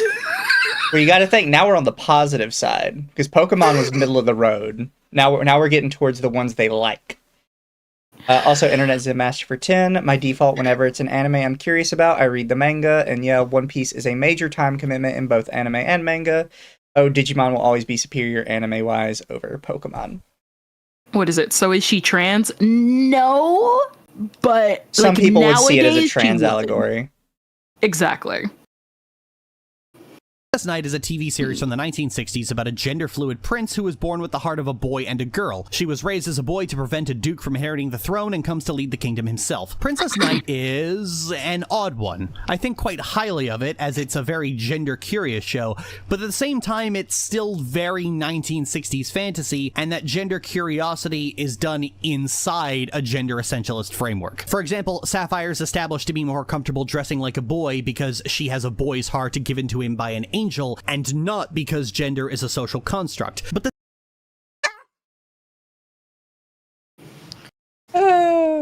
You know, sometimes Osamu... Maybe it's because Osamu Tezuka was a guy born In, like, around the World War 1930s.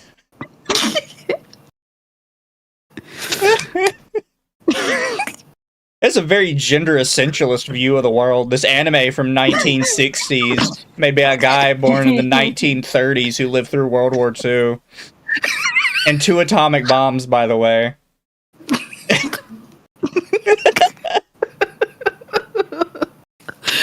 It's like, bro, like God, the this is guys who what I fought the Nazis really weren't all that progressive in their politics, now that I think about it.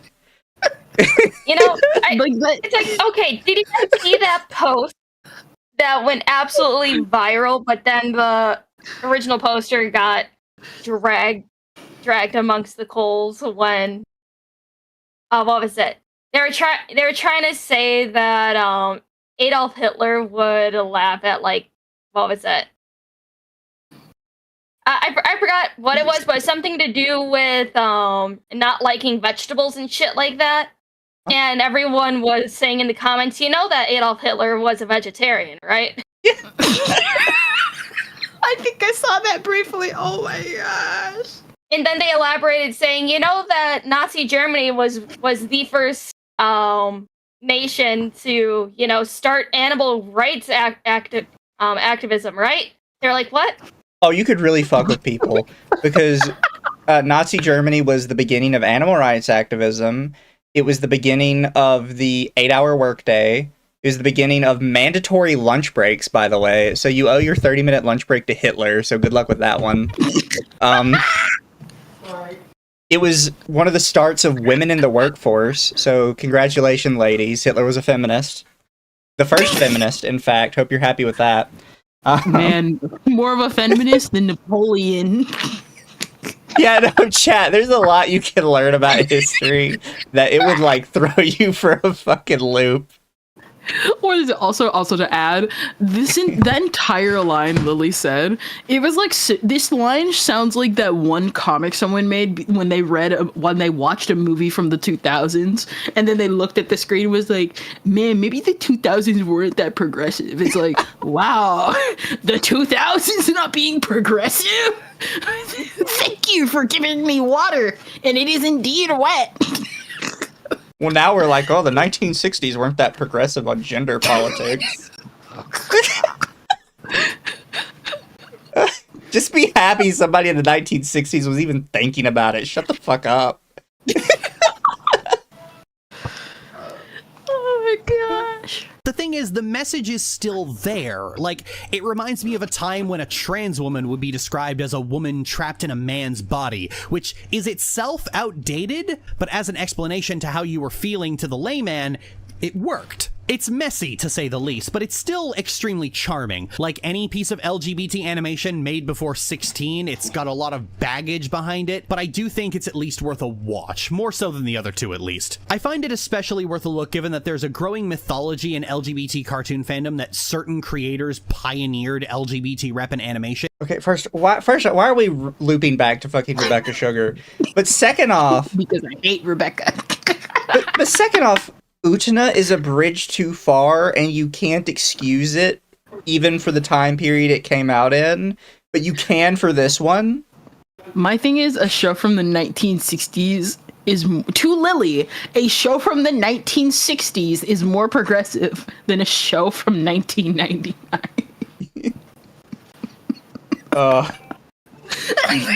And were inspired by very specific shows from their youth, but the truth is that the fight for good rep goes back over 60 years and has been a collective effort by everyone, which is easy to forget in the era of Stan Twitter acting like specific creators are gods simply by virtue of their mere existence. I'm gonna fucking blow your mind, by the way, Lily. Almost a 100% chance he was not thinking anything about trans people when he wrote that. So, my thing is, Osamu Tezuka is literally the godfather of manga. yeah. Be like, I don't like that Rebecca Sugar is treated like a god. Osamu Tezuka, the literal non-self-proclaimed god. that everybody brings up, and they're like, "Oh, who made anime and manga?" Oh, it's this guy. You know, the one that made Astro Boy. Yeah, it's him. Like, no, it's not even a question. There's not even a debate.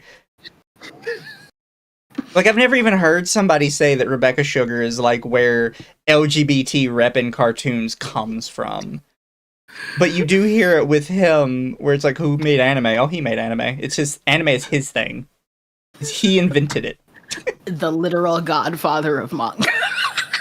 Also, chat, I will say, I have not watched Metabots in a long time, but there is a scene that lives rent-free in my head that I always remember, where the main character is talking to a girl, and he's got, like, a big bump on his head, and she's like, "Oh, what happened? Did you get in a fight or something?"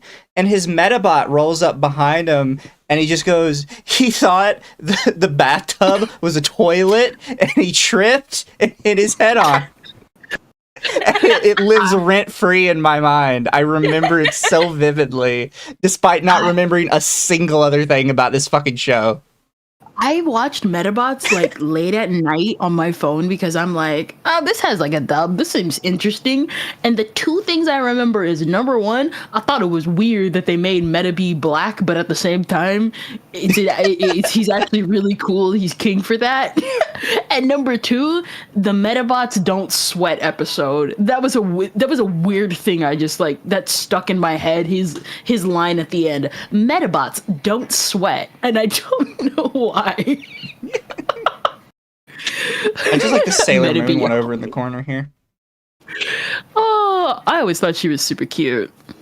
3 Guardians is more than I care to face. The 90s had a lot of tournament cartoons, from Pokemon to that one with the cards, to that other one with the cards, to Beyblade, to that one with the marbles, but I think the best of them was the...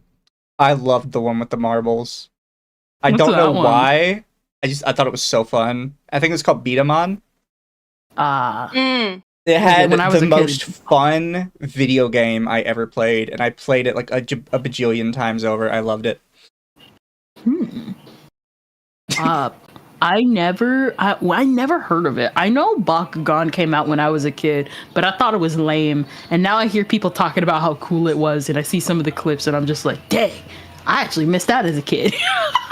Look, the only one you need to know about from this list, like anime-wise, is definitely Beyblade, because Christianity is canonical to their universe, and Moses split the Red Sea with Beyblades. Oh, I know about Beyblade. That was the one I saw on Netflix, and me and my sister binged watched the whole series, and we both looked back at it and was like, this thing was so stupid. This is amazing.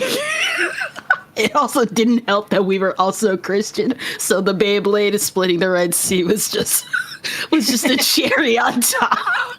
Oh yeah, no, sorry chat for people who didn't know that, but in Beyblade, the canonical religion of the universe is Christianity, and it is confirmed that Christianity happened, but it was all done through Beyblades. Yep. God gave Moses so it's specifically Metal Fury, the Metal Saga. God gave Moses a Beyblade, and Moses split the Red Sea. It also won the Roman War. There's so much that happens in that series. There's one that literally there's like a never stop spinning Beyblade that nukes an island, and instead of like taking over the world, they were gonna sell it to the highest bidder. One Beyblade took down a knockoff Tower of Babel. One Beyblade stole your soul. Also, I will always complain about this, but Yugi Moto is a fucking cheater, and I think we all need to recognize that. Why? So, what did Yugi Moto do to you? Do you know how like the Egyptian god artifacts work in Yu-Gi-Oh? Yeah. It's because like all of them are basically cheat items to a degree. Like Maximilian Pegasus gets the one that like lets him see into the future like very slightly or some shit with the Millennium Eye. Yugi's puzzle box has the special power of good luck. And it's basically just a 100% cheat at all times, because it guarantees that he will always pull the card he needs in order to progress the game in a way that's favorable to him. I see. The heart of the cards was actually my magical Egyptian puzzle piece. Yeah, the the Egyptian puzzle box he has is literally just a fucking cheat item that cheats more than any other Egyptian god artifact. It is so bullshit. Yugi is a massive fucking cheater. I will also say Season 0 is the best Yu-Gi-Oh! Because there was a lot more variety and the animation looked peak. That's all I'm saying. He still cheated at that one. Yami's still cool in that one, so it's he's cooler in that one, so it's okay. By the way, chat, not only does his fucking puzzle box cheat for him anyways, but he gave his friends cards and then built his deck around beating his friends' decks specifically to fuck with them. So, he's just a piece of shit. Yukimoto is such a dick. I said this on Twitter, but if Kaiba was not rich, Yu-Gi-Oh would be centered around him as the main character, and he would be the plucky young protagonist who has to go back to the past and beat Yugi as a pharaoh before he gets the cheating fucking puzzle box. You know, you don't have to be right. I'm just saying, if Kaiba was not rich, he would be the main character 100%, and he'd be the plucky young protagonist character that everybody loved. To be fair, you're right. We could have had that. Unfortunately, his dad decided to take a quick dive out the window for Kaiba to inherit all that. Also, thank you, Wolfspade, for 5. The guy with the nuke Beyblade was going to sell it to the highest bidder, like the Death Note was almost sold to Trump, which came first. Oh yeah, no, like straight up, like what I'm telling you is like the 3rd season of Beyblade, Metal Fury, Metal Master, I forgot the final one, but basically there was like a whole thing where a comet came from space and shot and broke into multiple pieces and then infected everybody with like the main character with like star powers, and they met this guy and he literally the villain from the 1st season came back and was like, all right, so I see that all the star people are here, and I'm gonna need your powers to power this guy. They literally went to an abandoned island, bikini bottomed that thing, and I'm like thinking literally as a kid, oh, so you're gonna like destroy the world to take over? And he's literally like, no, we're gonna sell this thing to the highest bidder. And in my kid brain, I'm like, why would you do that? I would literally be trying to take over the world. I mean, come on. Taking over the world means politics and stuff. I would like an assload of money so I could just be a lazy piece of shit and buy all the things that I want. And that's like the funny thing too, because then my mind did actually go to that. So I was really confused why the main characters were opposed to it. I was like, wait. Okay, even if we're not going to take over the world, selling it seems to be the best idea. All you would have to do, because like the main character's dad, after we thought he was dead for a couple of seasons, became a CEO of I don't even know what that guy did. He literally just put on a business suit and was like, I'm the boss now. And it's like, you're rich. Why not you buy the giant Beyblade mega weapon? And they're like, no, we got to destroy it. Okay, hold on. I'm thinking about this. I'm probably thinking a little too deep because, you know, it's not like the show ever confirms this. But do you think Beyblades were involved in Nazi Germany? Oh, yeah. Definitely.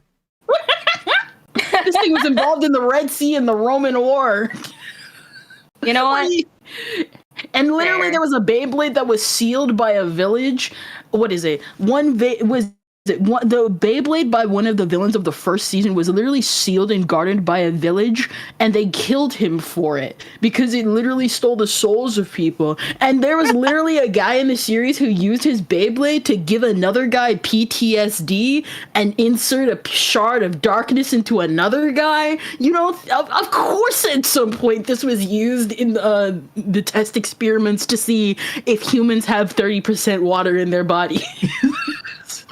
Yeah, okay, guys, if you've never watched the kids' tournament animes back in the day, they started fairly normal for like 5 episodes, and then every single one of them just like fucking dived off a cliff, and they said, "Fuck it, we could just do whatever we want."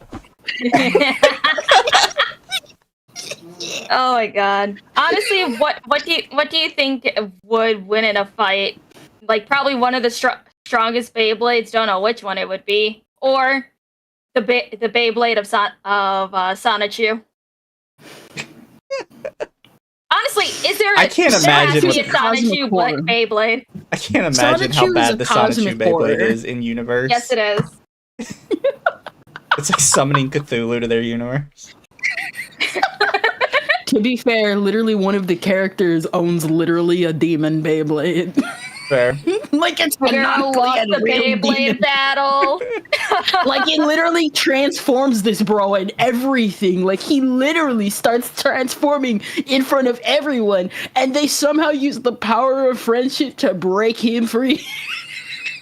Oh, also, Gabby on Twitch said not only that, but Yugi and Yami cheats constantly in multiple games, but he also cheated in game standards, but in the anime standards, including one time where he draws 3 cards with the Pot of Greed. Also, he plays the legal cards by the time of the anime, so he cheated because tournaments are supposed to follow the standard format too. Also, attack the moon, quote unquote.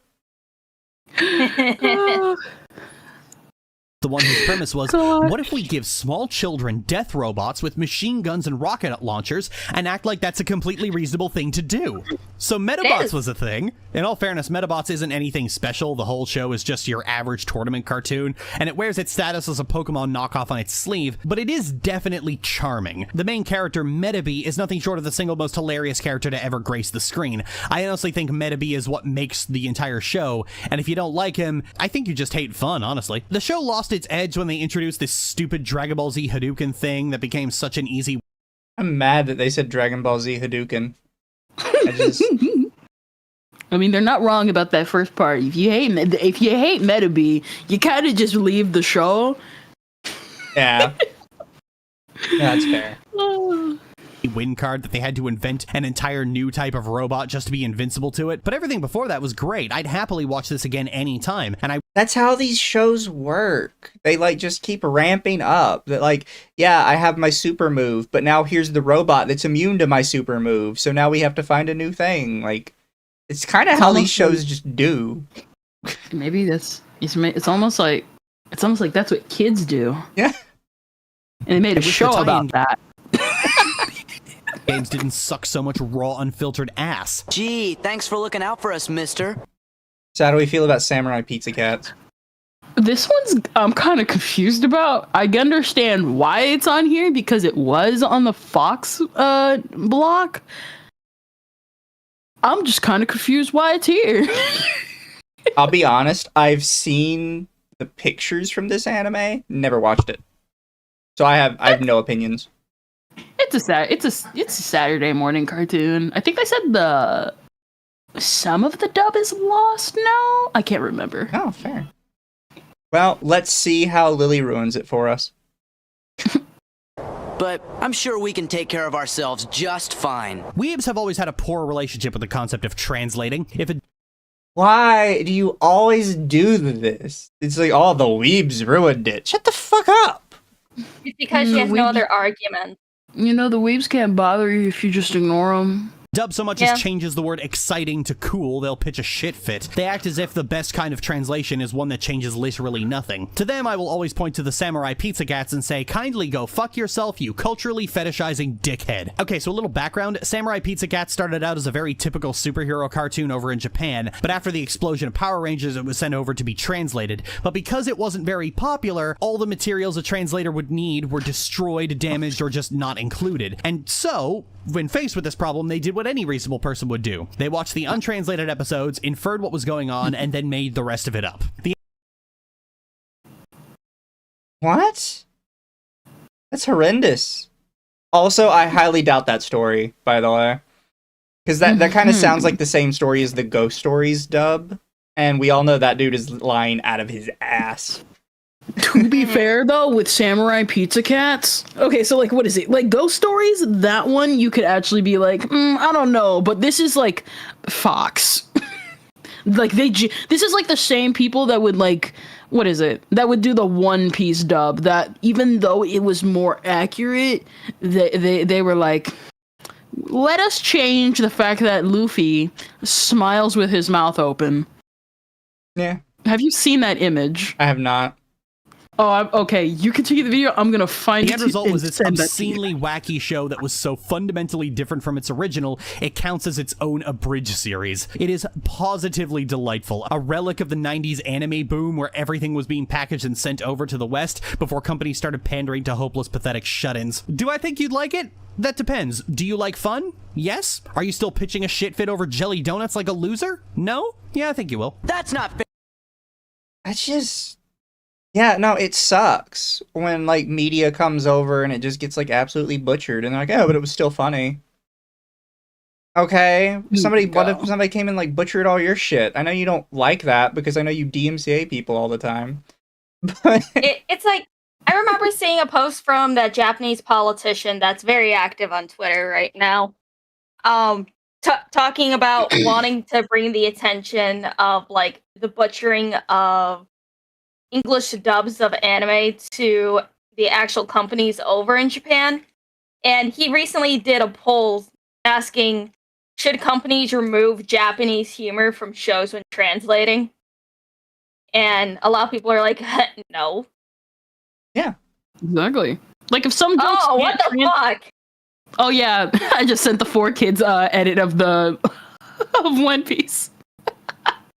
You know, it's like, in my little kid brain, I can understand wanting to, you know, censor a cigarette for it to be a lollipop. But what? Yeah. What's so offensive about that? What?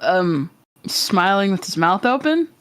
I don't... Ponyo smiles with her mouth open all the time. I must have, like... Any Ghibli character smiles with their mouth open all the fucking time. I must have, like, just wiped that out of my memory. I don't remember that. I hate that. But here, we're at number 3, Spy X Family. I see. I don't want to hear Lily's opinion on Spy Family. Fair beast? Don't take it out on Belle. I was back and forth on where exactly to put this because, I mean, yeah, it's... I just realized the audio they're using in the transitions is fucking Sora from Kingdom Hearts. I was wondering what they were using because I'm like, wait a minute, I don't recognize that at all. That's Sora from Kingdom Hearts. I never played Kingdom Hearts. Me neither. Fair. Couldn't get into It's it. good, but does it really deserve to be above Samurai Pizza Cats? But then the last episode made me cackle like a banshee watching a tree burn down, so I was like, yeah, alright, you could be number 3. I did an entire first impressions on this show, and everything I said there stands. This show is positively delightful, and it's clear from watching it why it exploded in popularity the way it is. So instead of repeating myself, I'm going to share this amusing little anecdote. Apparently the creator doesn't feel any affection toward this show or the comic at all, because he only wrote it to have something that would sell, because all of his more serious comics kept getting cancelled. How do we feel about that? So this is true. So, okay. So Lily is like stringing together a bunch of misinformation that spread around at the time. Basically a Brazilian news article, I know, random, basically got wind that the creator didn't like his series. No, that's not what he said. He said he just didn't expect it to get that big because most of his stuff would always get canceled. Because literally he would write grim, dark, edgy things, and then his editor was like, brother, if you don't pick up a shoujo and read that for a while, because your stuff sucks. And he read a bunch of shoujo, and then he realized, oh, this is actually, I understand why my writing sucks. Because he actually embraced other media and didn't box himself into grim, dark sadness. Yeah.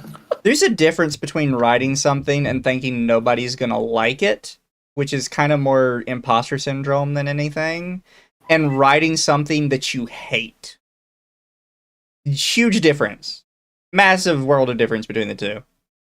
Exactly. And I think that is the best example so far of someone getting hit in the face with the cold, icy reality that the reason it's so hard to get serious, dramatic comics and cartoons greenlit is very simple. Nobody fucking wants that shit. It is a reality that hardcore cartoon fandom has had a hard time accepting for... So, you need to understand, that's not a thing in Japan. That's a thing in America. It's really hard to get serious cartoons published in America. One of the most popular anime for a while was Overlord, And I don't think you understand just how dark Overlord gets at the entire time. It's like even the writer for Overlord even specifically would make decisions to make it darker to try and piss people off.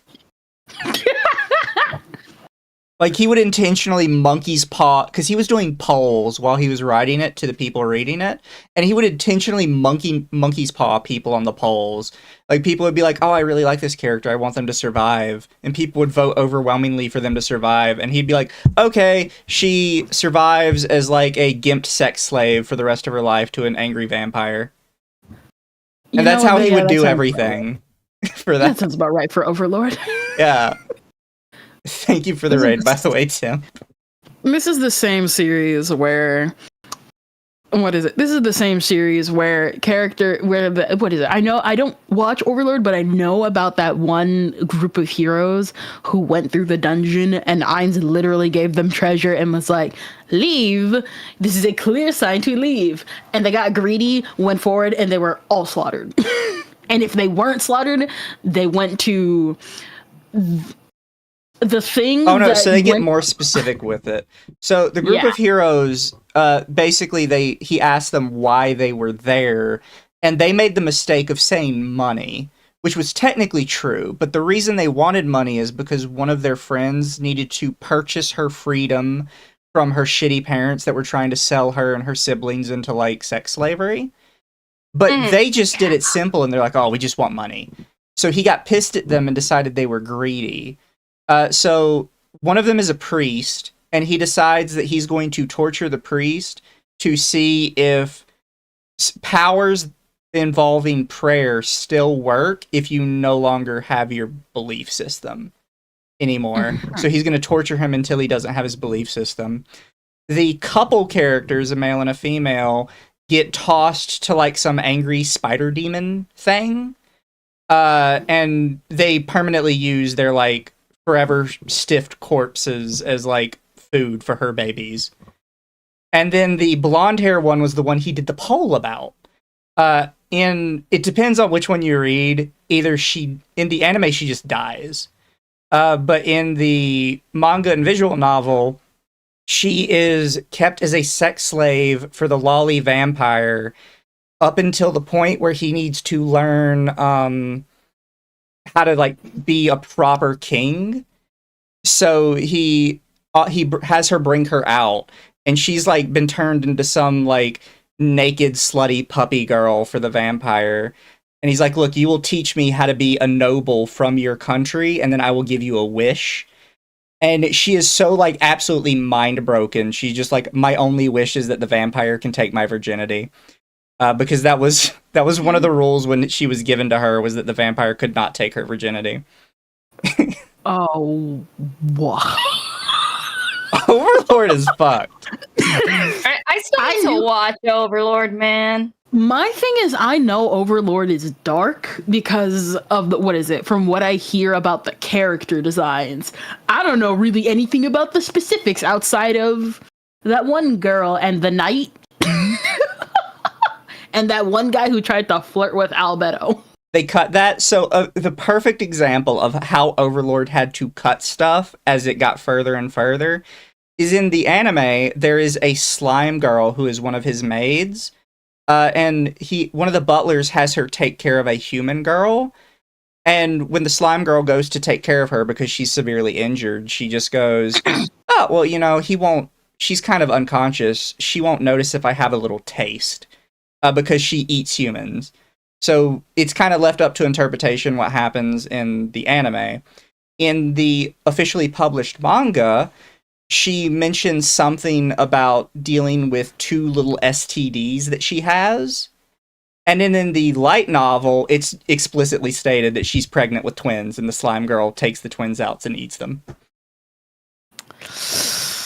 That is the progression of how they had to continually like censor it. In order to actually get it onto anime. That's kind of sad. Now I need to... I need to get the light novels. So redo of Healer Redo of Healer can have the blue screen of scrolling, but we can't show slimes eating babies. Also, thank you, Old Chip Kringle, for the 2 bananas. I appreciate the bananas. Look, cool. Someone is Overlord selling. is wild. Is someone selling all 16 of the Overlord light novels? Hardcover. Yeah. For $237. That is not bad in terms of book prices. If you want the like full dark experience, you have to get the light novels, because every time he moved up to a quote like higher plane of content creation, they forced him to remove like a little bit of it. Yeah, it's like when I got all 14 volumes of the Berserk Deluxe editions. Granted, those were funded oh so graciously by my community. Thank you very much for those of you on my YouTube. But all those combined were about $570. Yeah, actually, that's a lot cheaper than I thought, especially since it's Overlord. I mean, no. This is Berserk for the deluxe edition, and that was on sale. Because a lot of the volumes go on a like 40 to 50% off sale. Oh, okay, It's like each volume without a sale is about $50 each. Didn't he make all the versions differently right. so it encouraged people to watch the new version? I mean, maybe, because for people who don't know, there have been 2 Overlord mobile games, and both times he has written a completely like fresh story for them, like by himself. Because he's like, well, if people are going to play the game, I don't want them just playing through the anime again. They could just watch the anime. Let's make a brand new story for the game. He has a game on Steam that's a Metroidvania where you play as, I think her name is Charlotte. And it's a completely like side story with her that's completely different from the actual anime, where she gets her bones crushed to death. Listen, all I know about it is that Myth and Roid is peak. I hope you come back for whatever season of Overlord we're at. Fair. Thank you, Internet Zimmaster, for the 5. Ainz would totally fit in Warhammer 40k as a Dark Lord of Omarag. Eat your heart out, Absterolvek. What is it? Albedo didn't even exist in the web novel. That I do know about. By the way, that was the entire thing of Spy X Family. There's nothing else. Oh. Half of it's just them telling the fake story of the guy not liking his own show. And then we go on to Kingdom Hearts, which is not an anime. I mean, it is made by Japanese people. It's Square Enix. Not an anime. Isn't there light novels for... There's light Kingdom novels and Hearts? mangas. There might be. They tried making a show. It only got unearthed like 2 or 3 years ago. Anyone from the organization who'd like to be next? Lily, that's a video game. Yeah, but it still has a linear plot, and the world structure makes it feel episodic like a TV. I have played every single Kingdom Hearts game except the newest one. It does not have a linear plot. I don't know where you got that from. I don't think you paid that much attention to it, to be fair. That said, I am on the side that I believe Kingdom Hearts is actually not anywhere near as confusing as people make it out to be. People just try to force it to be confusing. To be fair, I do know that one of the plot points of one of the greater story beats in Kingdom Hearts was locked on a mobile game that is since discontinued. No, that's been included in things. Oh, okay. They've since included it. The only actually no, all the plot points are kind of there. TV series, and frankly, I think I should be able to include it. Honestly, the sheer deluge of adventure fantasy cartoons from both the West and the East could probably learn something from it. Kingdom Hearts' story is fucking stupid. It's completely absurd at times, but I don't say that as a criticism, because one thing Kingdom Hearts has always done well is own it. I don't like it when stories are quote-unquote wacky, because they almost always devolve into ironic self-parody, which is just being stupid while sarcastically rolling your eyes, which some people seem to think is the height of comedy, but always struck me as very insincere. Like the writer realized he was letting himself get too vulnerable and needed to nervously laugh it off. You know, kind of like when you ask your lover to choke you and they look at you like you've grown a second head, and so you backpedal by saying you were only kidding, and they should totally see the look on their face right now. But deep down, you both know, that energy's never leaving the room no matter how much you laugh it off. What? Lily, do you need to speak to the class right now? Also, thank you, Internet Zen Master, for 5. Lily could have picked the anime for Blaze Blue, an actual anime, instead of shoehorning Kingdom Hearts into the dumb list. Guy sucks ass.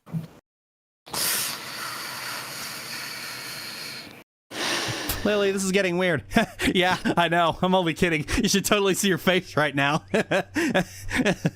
The thing is that Tetsuya Nomura has never known an ounce of cringe in his life and puts his whole pussy into everything. He's the man who will write a tear-jerking scene with Mickey Mouse and the Muppet Babies version of Sephiroth and will not only be totally into it, but knows that you will be into it too. Have you ever cried over Goofy? You're fucking gonna. There's a great deal of vulnerability on display, and that almost everything that goes into the story is something Nomura was extremely enthusiastic about. Hell, he chose to do Kingdom Hearts 4 over Virum Rex entirely because he was worried about Sora, who he snapped in the last game. Just... Aw. And it's not just the sincerity. I just, like... There's like an ounce of things I can agree with here, but then it's like, why do you say it that way? You know? Like, yeah. Likes Kingdom Hearts way too much. What's funny is this is not number 1. I actually know what number 1 is, because I spoiled myself. truly believe that Kingdom Hearts has an extremely gripping story. It wouldn't have succeeded with its console ADD otherwise. And I think a lot of people are seriously sleeping on it and just letting the rather undeserved meme of it being incomprehensible warp their perceptions. Aw, come on, Riku. Yes! You've been hanging out in darkness too long. I know they're gonna ruin this for me. But no, number 1 is something I can agree with. I fucking love Hamtaro. I'm so confused. Why? I'm so confused. I don't get it. Like, I don't hate Hamtaro. I've never seen it. Hamtaro is peak fucking anime. There's nothing you can do to say otherwise. Mizu got a whole custom meme made from Hamtaro. I know about that one. People like that meme. It was a good meme. It was. You should repost it after we're done with this. Here, wait, where is it? Because I know I need to like organize my folders because my folders are not properly organized correctly. Lemmy Winks. Lemmy Winks. It's not that bad. Come on.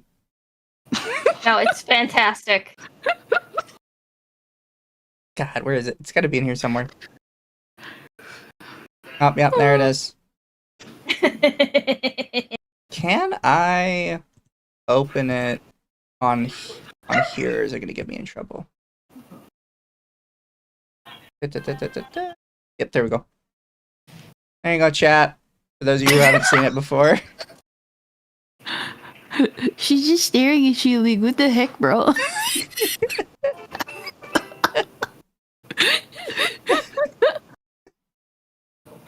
I thought it was really funny.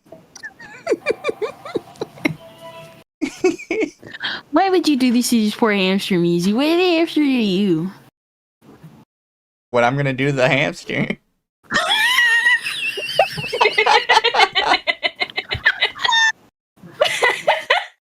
It's still my favorite piece of art of you. Is this still, I don't care how high quality your next piece of art will be. That will always be my personal favorite. Does that technically count as Hamtaro? And does that that was my count? second favorite. Does that technically still count as NTR, hamster NTR? I mean, it could be. Someone in chat, draw that with Hamtaro and the white hamster as Hamtaro NTR. I don't know if you ever saw it, Lurby, but when I posted this on Twitter, literally the first reply I got was, calling yourself the Predator is wild work. No, at this point, because, you know, you're a Lolicon, I'm a Shotokan, which one really is? The Predator?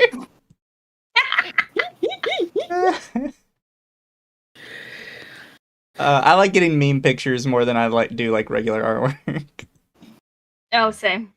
The beauty of freedom. You gotta try and think positive. Of course I was going to put Hamtaro at number 1. It's still the best cartoon to come out of the East. No, I don't care what edgy, drama-mongering bull honky you have to offer. There are hamsters in this one. Does your favorite show have hamsters in it? No. Sit down. Hamtaro is lovely. The hamsters have formed their own underground society, and they speak in a hamster slang. And every episode is just about them being friends and having dumb little hamster misunderstandings. See, I don't think you understand, Lily, because you're too busy hating the weebs. People like Hamtaro. Like, this is not so, like, how dare you, like, not like Hamtaro? There is not a single, like, anime fan that's like, God, Hamtaro, that fucking sucks. Everybody knows the name Hamtaro that likes anime. Ham-TR. Also, thank you, Internet Zenmaster, for the 5. I hereby declare this canon that image is why most of VTubing fears you, Mizu. Nothing else, just that image. Like, Hamtaro was great, and Hamtaro had, like, fun little video games, too. Oh my god, I had the Hamtaro game on my fucking Game Boy. Ugh. The little adventure one, right? Yes. So good. I had like a I still have the cartridge somewhere. It's just at somebody's house. I need to remember which family member still has my Game Boy Advance. My only complaint about Hamtaro is that over, like, the seasons, they Pikachu'd him, where they took all his fat out and turned him into a skinny hamster. I know, he's cuter when he was fat. Like, Pikachu. Yep. Pikachu was cuter when he was fat little dude. I think they need to just give the Pokemon various body types. DEI that. If you're gonna do DEI, at least make the Pikachu smaller, fatter, cuter, skinnier. Just make them varied. Standings. It's like if somebody took Craig of the Creek and made it easy. See, like this. They made him like this weird skinny creature, and I don't know why. It's just weird. Hey, Ozempic. He looks ugly. Ozempic. You gotta give him his chub back, bro. Even cuter. Also, the theme song is frigging adorable. I'm about to get claimed again. I listened to that for 5 seconds, and I already want to go cleanse myself. Stop it with the themes. You're trying to get me claimed. The vibe of the show perfectly. It's just the coziest damn show in the entire fudging universe. It's so cozy and so pure and just so delightful that I can't even summon the energy to swear around these adorable little gremlins. Look at their little faces. Hamtaro just perfectly captures the energy of Sora years before Sora was even a glint in Nomura's eye. This show is— Why are we trying to say Hamtaro is related to Kingdom Hearts? Clearly there's a resemblance. Also, Satoru, happy 27th. Crossover episode. Satoru for 5 says, in the CST, I officially turned 27 on this day, the day of my birth. Hope we're all having fun watching this torture. Happy birthday. Happy 27th. Happy birthday. You were 3 years from hag status. Good luck with that. Nah, DILF status. It was everything you imagine was going on when your pets were playing outside, and I think that's a wonderful thing. Hamtaro is the premier cartoon, and any show falling short of that just means they didn't quite reach perfection. Well, that's gonna do it for this video. I hope you all had a wonderful time, and if you're upset that I didn't include Busboy Sock Hop, or whatever it was you were about to get angry about, then that's okay. You can go, and I'll just be right over here being better than you. I hate you. So I hope you're happy that at least we ended on a high note of liking Hamtaro. Not that they said anything like meaningful about Hamtaro other than, oh, it's cute. No, to be fair, most of that video is just like, why is this opinion a load of nothing and still triggering? Also, thank you, Razorwind, for the raid over on Twitch. Much appreciated. Why is Lily connecting to Mura as if they made Hamtaro? I don't know, man. Well, you see Hamtaro's orange. Sora's hair is orange. The lines added up. You just didn't notice. We may need to call it there, because I did want to force Kendra to watch this one, which is reflecting on LGBT rep and noxious discourse, which is mostly about the She-Ra Catra thing, but she takes half the video to talk about Utena. I don't mind We can going. watch this. We can watch this next week. I say so. Yeah, I we don't could do mind that. going, but if you guys gotta go, I don't mind it. We need to save and cherish these videos. Exactly. So don't worry, chat. Like you could see. We also have Dungeon Meshi. Oh no. I like Dungeon Meshi. I need to start watching it because I keep getting all the clips and it seems really cool that season 2 is coming out. I hate Fallen and Marcel discourse because they get weird. They treat the characters actually weird, like actual fetishization, and they're weird about the author. My favorite thing to ever come out of Dungeon Meshi was people talk, like the interview with the author, where people were like, "So why did you make this? Why'd you make Laos autistic?" And she's like, "I didn't. He's just a normal guy."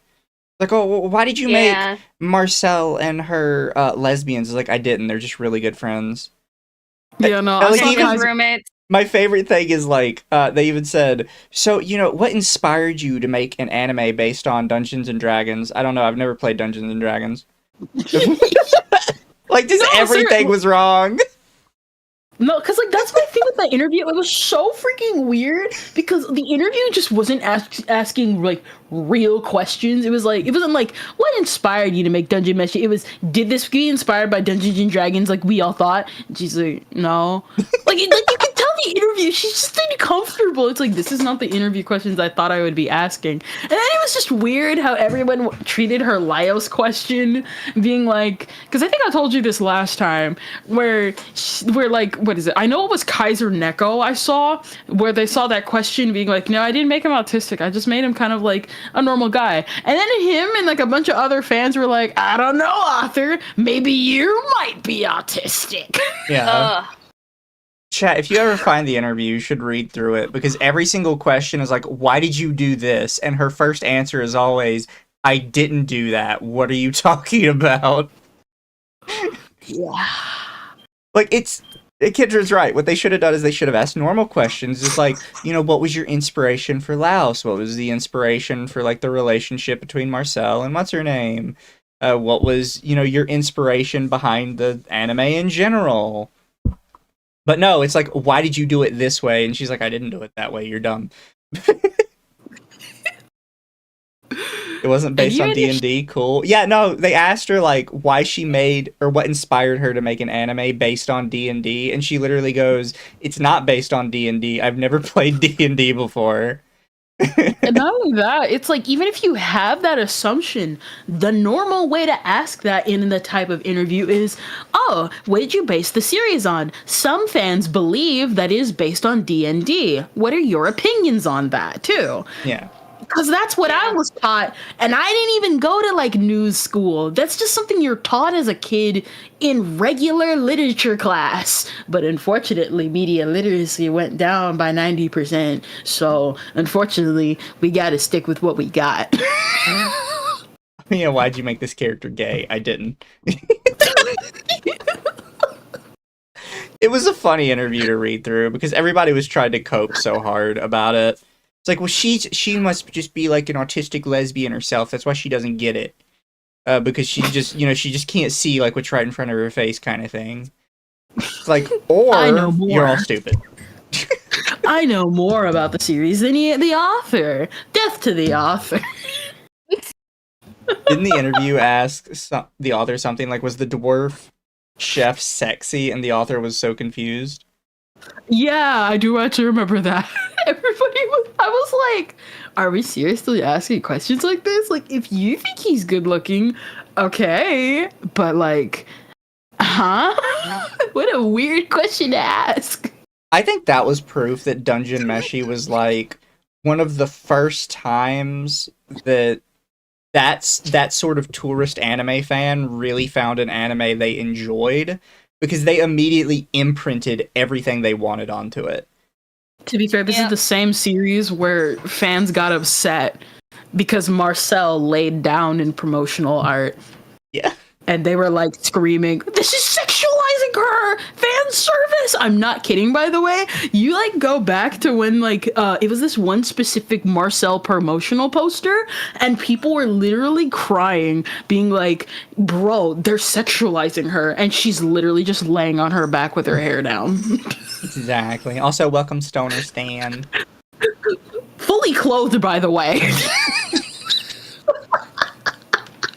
Yeah, no, they were weird about Dungeon Meshi.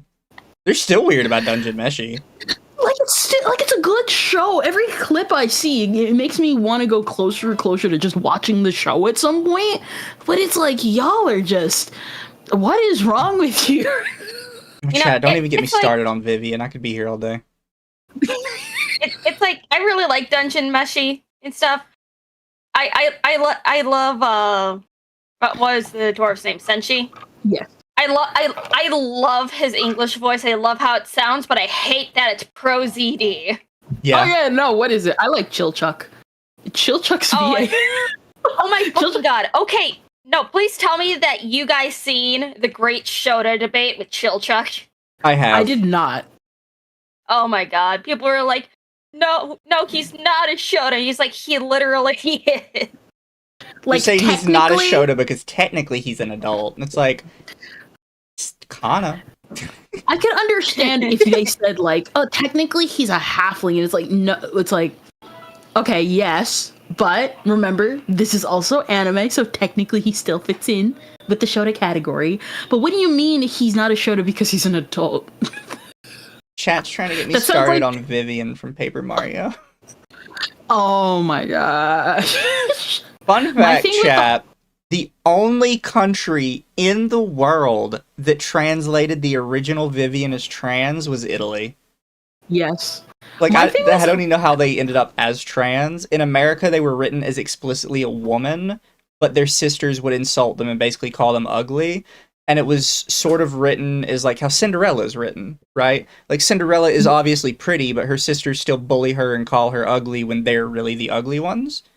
And it was portrayed more like that in America, Europe, and I think France.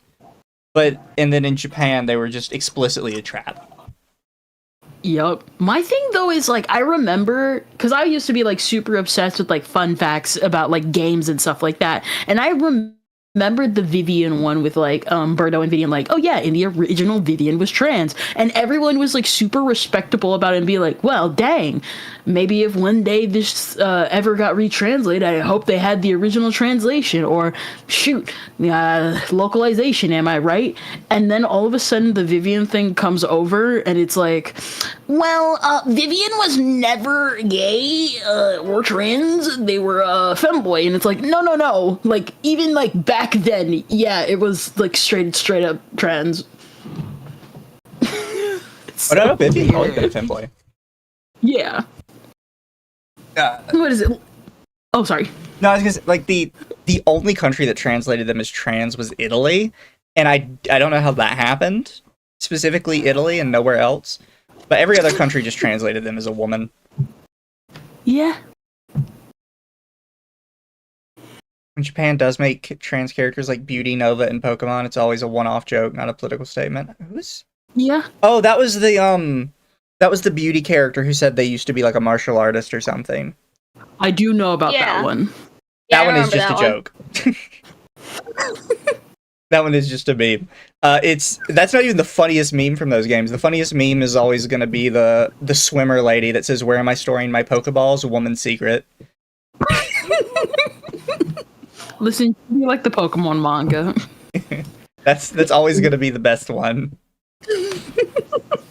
Girl literally tries to prop herself up with Pokeballs. Yep. We're just gonna slash that shirt real quick. Yeah.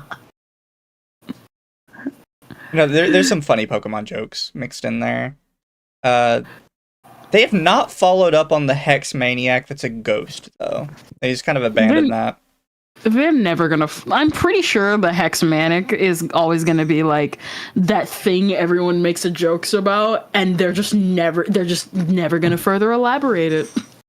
Well, now she's just turned into the Moo Moo Milk Girl. Yeah. It's just different. It's just different girls. Ash reading a newspaper with the Tentacruel love was crazy. Yeah. It's heavily suggested throughout, like, the side content of Pokemon that people are fucking the shit out of their Pokemon every other day. I mean, considering in real life what people are doing to their dog. Yeah. I mean, it's like, come on, Ash's mom and Mr. Mime is right there. Yeah. She loves it when he puts himself in the box.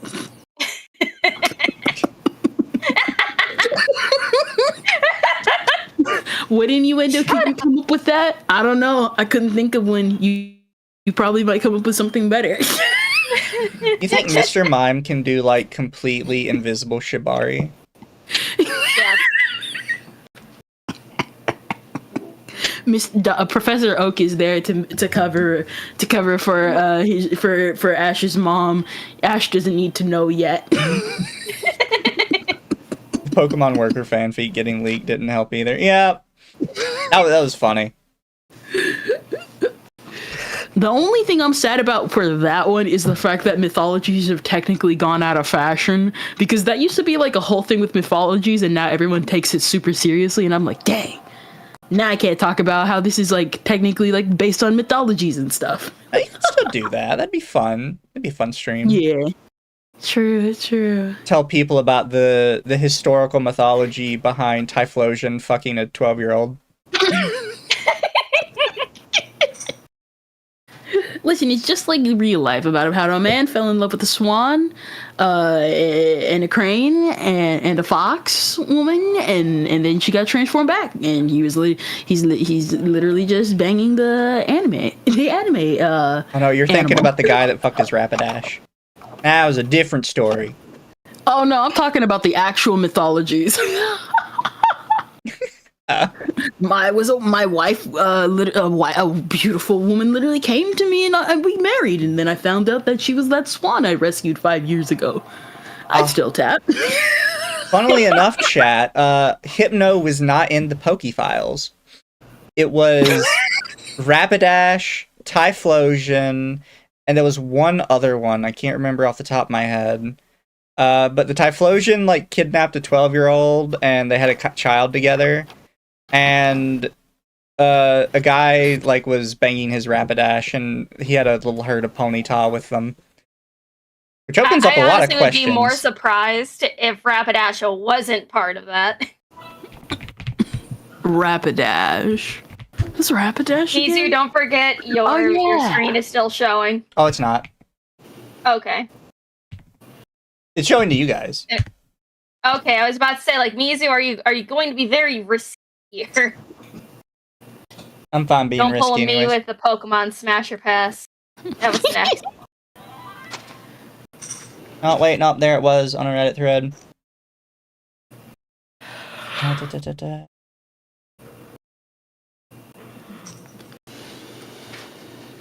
Don't be sad, little girl. Horse.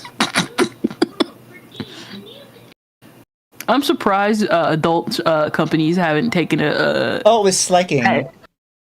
Slacking kidnapped a woman and assaulted her. Yeah, oh yeah, I remember that. Oh, and then, sorry, the Rapidash story with the guy. The guy fucked a Rapidash, an Octillery, and an Ursaring. Chris. I'm kind of shocked that adult companies haven't taken advantage of that Rapidash story, considering what I know about a certain V streamer.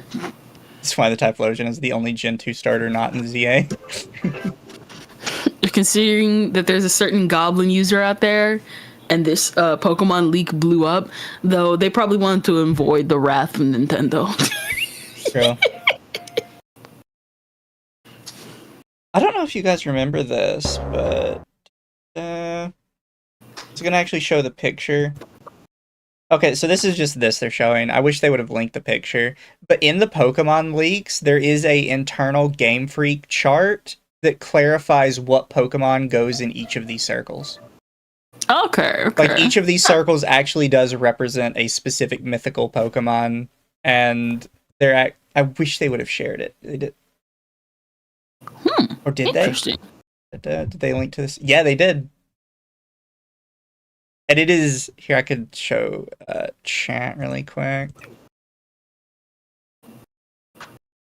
So chat, if you ever have played Pokemon, there is like this little scene with Arceus in one of them.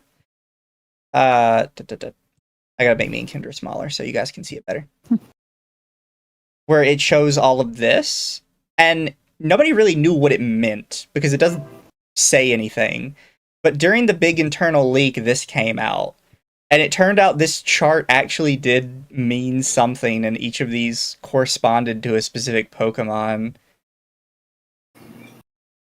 The only problem was this kind of center ring here. You can see that they don't really have names for any of them.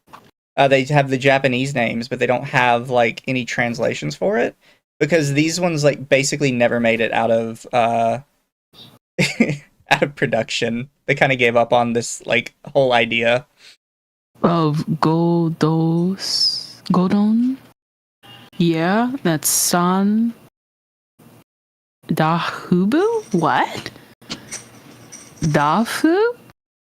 Yeah. Okay, I can like read a little bit of the hiragana katakana, and it's like, who's Gordon? Yeah, they Gordon. They basically gave up on this idea after the Arceus event, but this was the internal document of what it was supposed to mean. Okay. And then they just kind of threw it out, and this actually came. I don't know if you guys actually got to sit down and read a bunch of the leaks, but shortly after this happened, there was an order that came down from on high that basically said they were not allowed to have deeper lore. Just straight up that they were not allowed to have deep lore like this, and this whole thing had to be scrapped. Dang. There was also internal documents that basically said that I believe it was Masuda was a pain in the ass to work with, and they didn't want him working on any projects anymore. Uh-huh. I should have to take you guys through the leaks one day, because basically what they said was that they didn't like Masuda because he had favorites, and he had internal documents where he marked down some people as hard workers and some people as useless slackers. Considering modern Pokemon games. Now here's the thing, I've never played Pokemon, I'll admit that. But considering what we have seen from modern Pokemon, I think the slackers kind of won. Now, are they made for kids? Yeah. But Nintendo, for some reason, Nintendo is smart and they realize their audience grew up with them. And Pokemon just didn't realize that. Yeah. Like, if you still like it, cool. I just think someone at Pokemon is going through their own Paper Mario phase where they think, yeah, even though this is kind of a bad idea, I'ma still do it anyway. Yeah. But yet, from everything we read from the leaks, by the way, guys, Masuda was the only thing holding that company together, regardless of some of the decisions he was making. And when they decided that he wasn't allowed to be a team lead anymore and ousted him from that position, suddenly, like, they had to give equal time to the guys that were doing shit and the useless slackers. I personally would have fired the useless slackers. That's just me, 100%. Though. But Pokemon doesn't want to get rid of any of them for some reason. But remember, if we got rid of the useless slackers, then we wouldn't have had a Little Town Hero. God, nobody played that. People don't even know that exists, by the way. I've told people about Little Town Hero, and they're like, "Oh, what now?" So really quick, some super chats I hadn't got to. Frog Jupiter for 5. Lily Orchard claims that the Equalist in Legend of Korra are a evil far-right strawman of leftism. Also is anti-lolly and pro-trans, while his younger sis accuses him of touching her. Yeah, that's a thing that happened. Excel Arts for 5, off topic, but is anyone else worried of people using Grok to remove the mask off of VTubers that appear at cons? No, because what's happening is Grok is just finding a random face in its database and slapping it on there. It's not actually revealing their faces. You know some VTuber's gonna get out there that their face was not technically exposed, but exposed, Mizu. Yeah. And people are going to be dumb and say, that looks exactly like me. Like, no, it's just like picking random faces from its database and saying, this person kind of looks like a 30-year-old female Asian. Let's take a 30-year-old female Asian face from the database and slap it on there. That's all it's doing. Devastator for 10 says, that was when we were talking about some wild shit. Internet Zenmaster for 5 says, hold up, you're telling me Hypno wasn't in the Poke Files. Everyone's favorite Hypno mind control fetish Pokemon was pure and goodest boy the whole time. Yeah, Hypno was actually not in there. Surprisingly, they didn't want to do much with Hypno, I guess. The mime stuff came later when the internet became more when the internet decided to be more openly corrupt. Yeah. And thank you, Frog Jupiter, for the $2 super chats. If people like a Vaush, quote, horse lover, exist, is it surprising that people do their Pokemon? No, it's not surprising that people are going to bang the Pokemon. There's no laws against the Pokemon, Batman. And also, I think it's like, granted, Vaush deserves to be clowned on all the time. It's only morally correct. But people forget that various anime characters and horse porn is very common. I mean, look at Mori Calliope. Yep. To be fair, I only hate that one only because she was gonna get a skeleton horse at one point, but the horse meme coincided at the time, so Hololive or her had to change it to something else. I think a car, and everybody was like, "Dang!" and had fun. I still think that was just a joke. Yeah. And they were like, "This will be a funny meme if we tell people that it was because of the horse porn." But real quick, just because somebody in chat asked, I'll scoot ourselves back over here. I really just need 2 different windows that I can swap between to make this easier. But chat, this is Little Town Hero. This was made by Game Freak, the same people that made Pokemon. 13 reviews, and it's mixed. Don't be fooled. Oh, but Toby Fox made 1 song. Yeah. Oh, by the way, so I had to look up a reviewer for this because I remembered like 2 or 3 or 4 years ago to look up a review for the game. There's like, how it's played is there's a rock, paper, scissors function, and it's like super, super clunky to the point that like, in order to do the final boss, you have to do that with every single character, and then it's all luck based too. And you can do it against the final boss. If you lose the final boss, you have to do it all over again. Like the entire sequence. Not like, oh, you got pushed back one. No, you gotta do the entire sequence all over again. Yeah.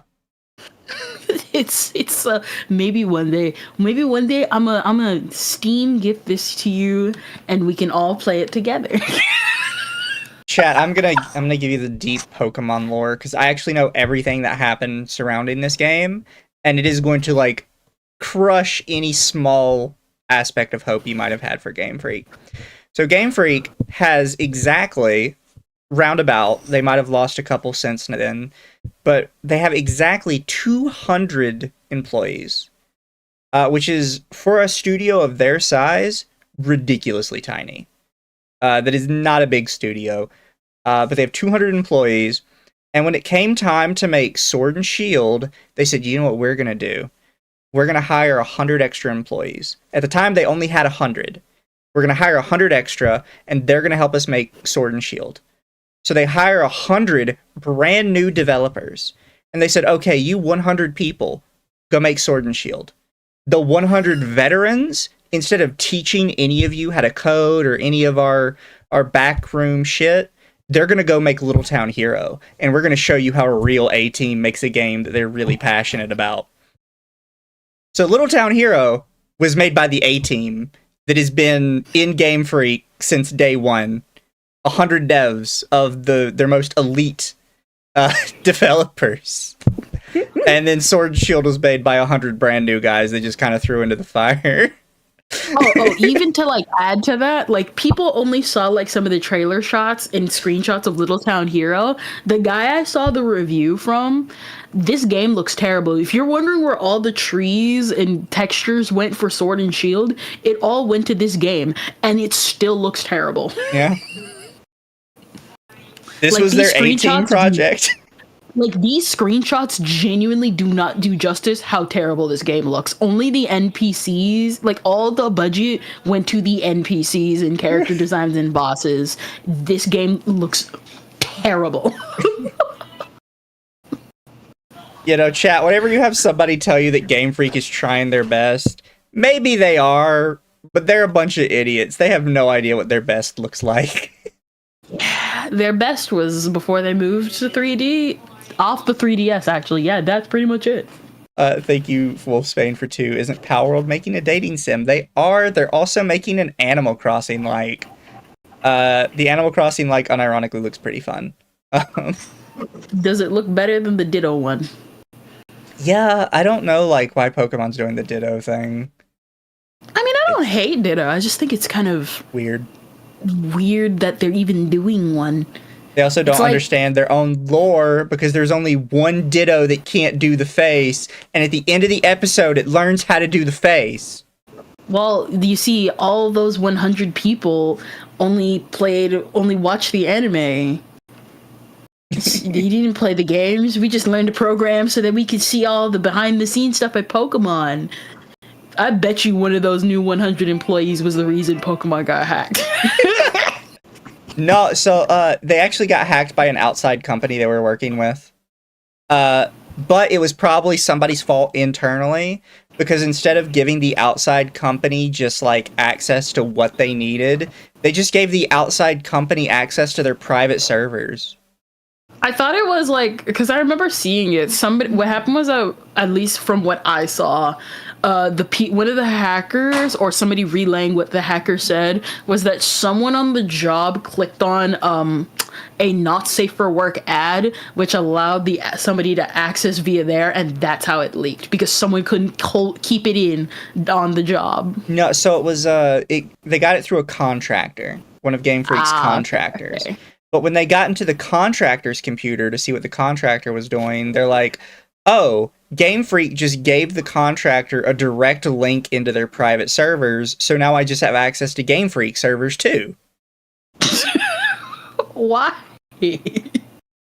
So they kind of immediately gave up on the contractor, because like, who cares about this random ass guy Game Freak is hired if I have access to Game Freak?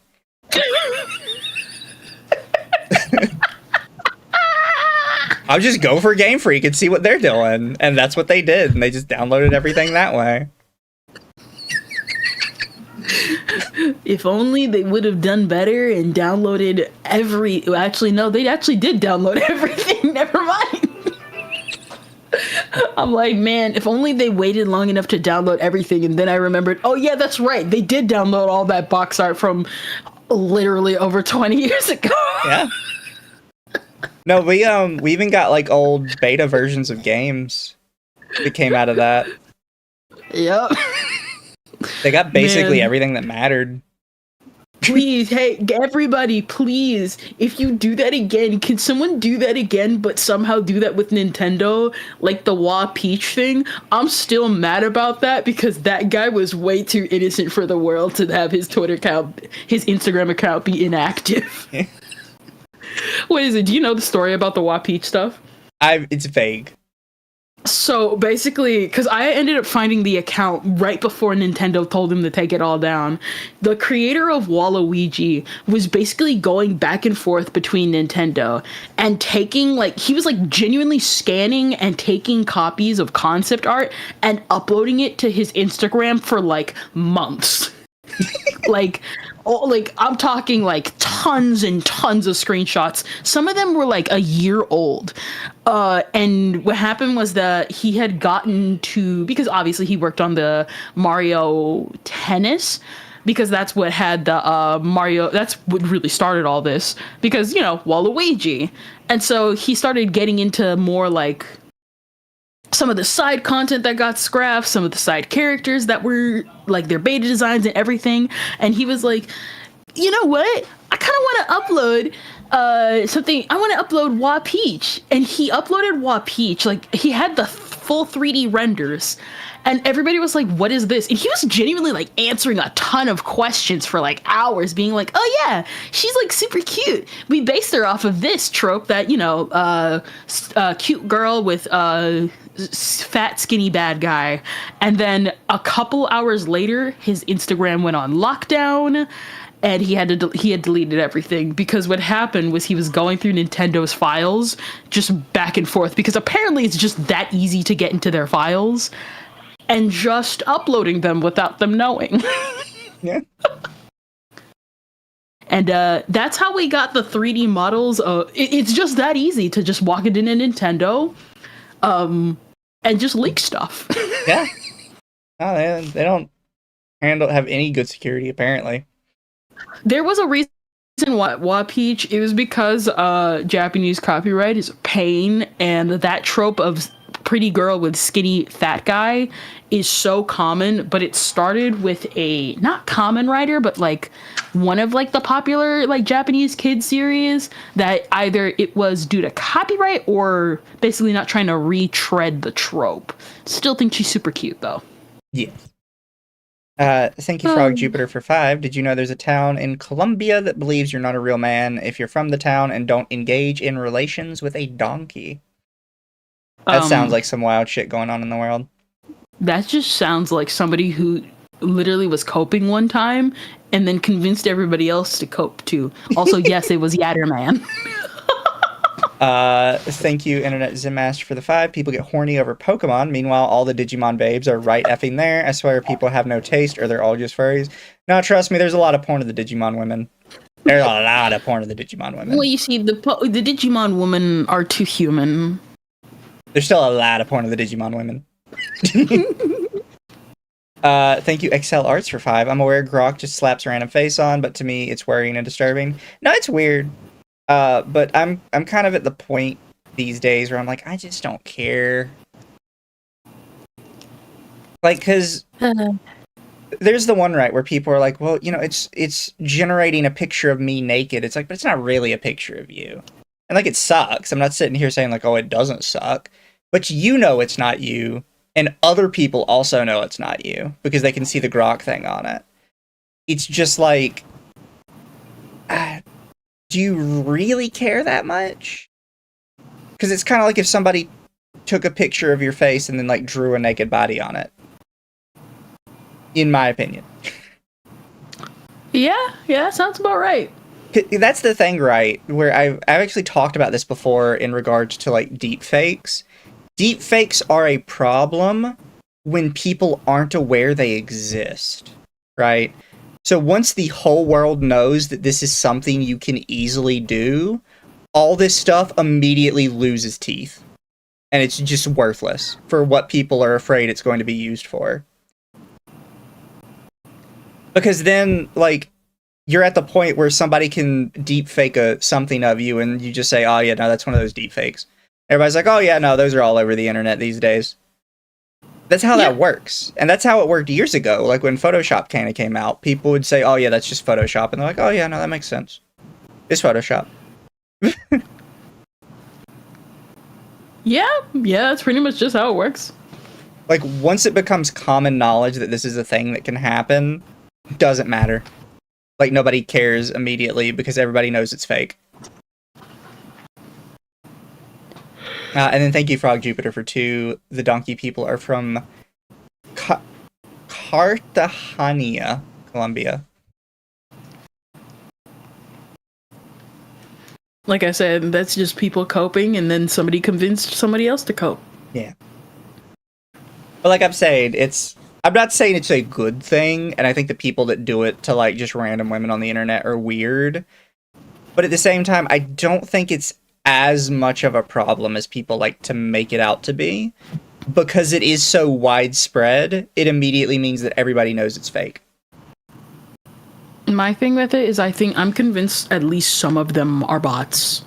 Oh, definitely. And I know not all of them, but there are some signs in people's profile pictures where I'm just like, nah, you look too bot-like. Yeah. Just block them, because that's also the thing. They'll be like, guys, they're deep faking me, and then you'll see them again in like more of their stuff, and it's like, have you blocked them yet? I don't believe in blocking, but they'll block other people. Yeah. They'll block people asking why they haven't blocked the people that are doing it, that are apparently such a problem. Exactly. Also, Like, thank you, just Internet block Zen 'em. Master, for 5. The White House actually argued that all the times Joe Biden looked sleepy/derpy was deep fakes during the last election. No one believed them, though. Yeah. Even if you were on their side, no one would believe you. Exactly. It's like, he's old. People literally were shocked that he was awake during his like final speech. Brother's old. That's it. But yeah, chat, I hope you guys had a good night with us tonight, even though we forced you to watch Lily Orchard. Don't worry, we'll do it again next week. Yeah, we're going to force you to do it again next week. And we're going to carve out time for Lumi to teach us all about Rance. Yes. Why don't we do that the week after? We have time, Lily. Lumi, you get your PowerPoint ready and you teach me about the world of Rance, because I know nothing about Rance other than the fact that his girlfriend's really cute and he's hot. Let me see. I think I bookmarked it. If I did, I can give I'll show this. Where's my Twitter? You know, one? I should just link you the Rance OVAs as well, because they're great.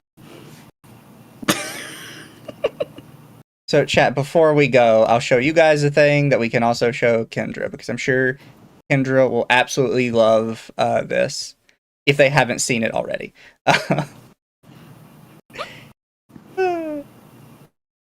Share screen, this screen. Let me see this. Lumi will know what it is for sure. Twitter capture. There we go. So again, this is Rance. 答えを聞かせてよ。おう、答えは。ちょっと。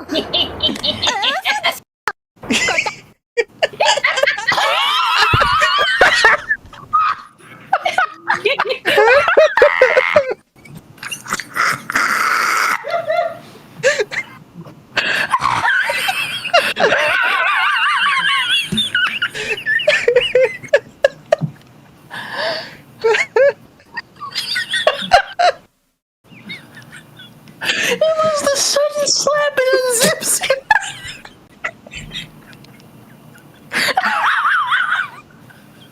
And then, of course, handlebars. Oh, I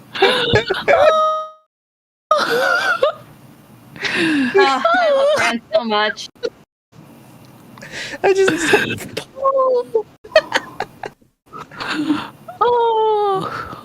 That's Rance. And it's like, don't forget, the only reason why he is like this is because his adopted like he was adopted because he was kind of abandoned as a baby. His what I think older adoptive sister treated him like a piece of shit, assaulted him, and he thought, okay, so this is how you get things that you want or some shit like that. So that's just what he's done since then. Danger with handlebars. Yeah. He eventually learns what consent is. Eventually. Eventually. What anime is this from? This is from the Rance OVA. This is from the 4-part Rance OVA, The Quest for Hikari. Hikari is the pink-haired girl, right? No, that's his slave. Yep. Who, despite his proclivities, never fucks the slave. Despite the fact she wants it so bad. The pink girl, right? Yeah. Yes. She wants it so bad and never gets it. Well, that makes me sad because every image I see of them together, so like I don't really do like hentai and stuff like that, but every time I see them, even like in just screenshots of like the semi like spicy ones, I'm just like, they are totally down, and I'm happy for them. They seem like a cute couple together, and the fact that one of them doesn't get action actually makes me upset.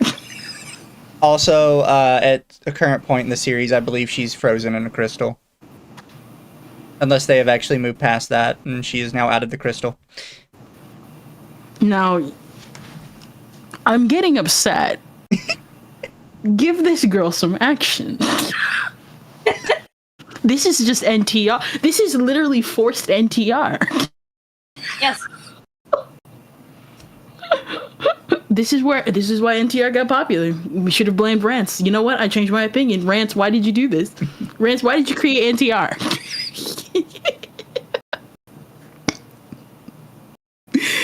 She is still in the crystal. Thank you. Oh my god. Well, because they have like an actual story through line with Rance, right? It's multiple different visual novels of different degrees.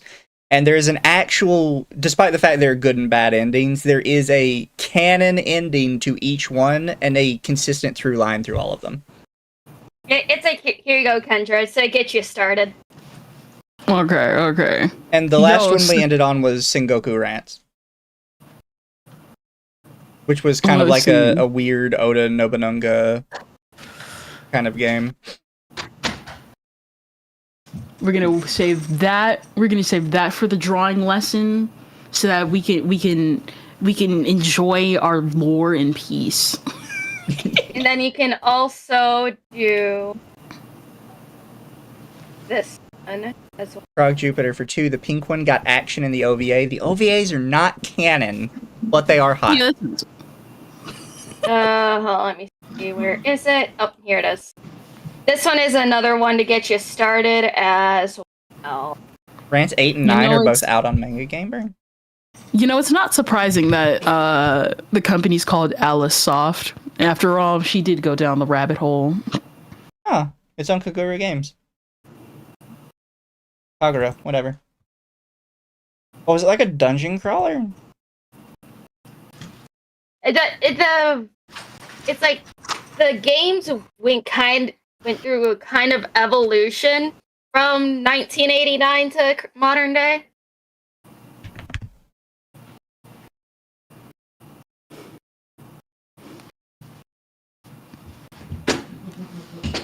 Oh wait, is she still in the crystal? Like, it's been like, what, 3 games after that? She's certainly out of the crystal by now, right?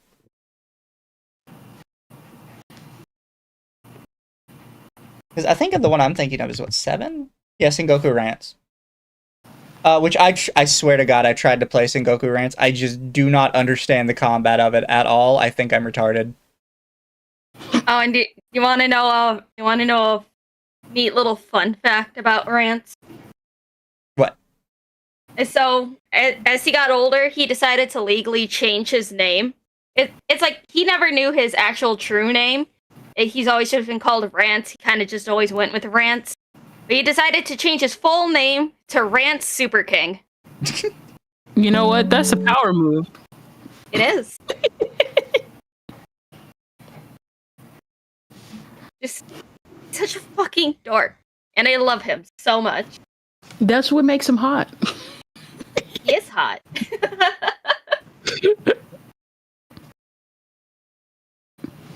She's still in the crystal after 7? Damn. Someone Get just my girl hates out of her. her crystal.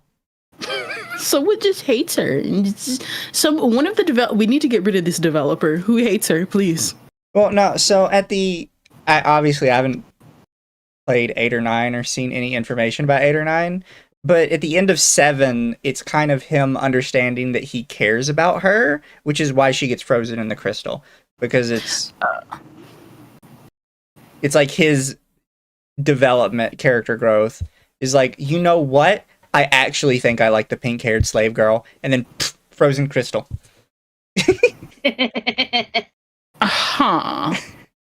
Listen, I'm gonna need the end of the world not to arrive just so that my girl gets action. Pip is doing an Azure Lane skin tier list. Nice. That's She has getting been was it she You know what? They are so close to porn at this point. They are. I showed just a couple Azure Lane skins on stream one day, and I got my entire stream marked as adult. That's just how it is. I mean, it is Azure Lane. To be fair, what's it called? Brown Dust 2 is so much worse. But you know, Brown Dust 2 was supposed to come to Steam. It was, and then they got in trouble for some kind of advertising campaign, which I believe is bullshit. But you know, it was similar to the what was it?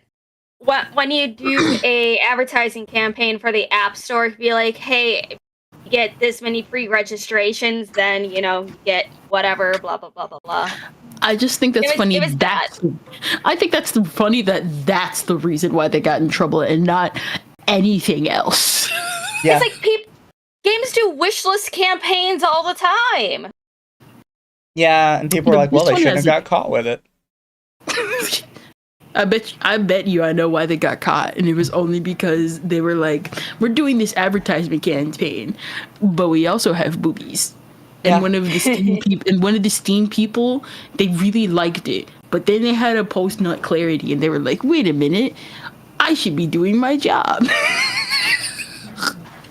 Last Origin, Brown Dust 2, and then Azure Lane.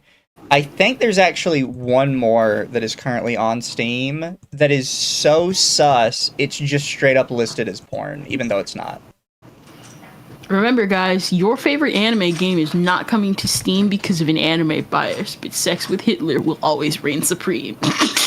Okay, funny enough, someone did not gift me Sex with Hitler because for some reason no one has yet. But I did get what was it? I think it was called like My Boyfriend Hitler or something like that. Was it? There's Sex with Hitler 1, Sex with Hitler 2, Sex with Hitler 3D. I got Hitler is my crush. 11 fascism. Who is reviewing these games, bro? Who is reviewing these games? This is the one that I was given. It's 49 cents on the Steam store. It's on sale for 51% off. Excuse you.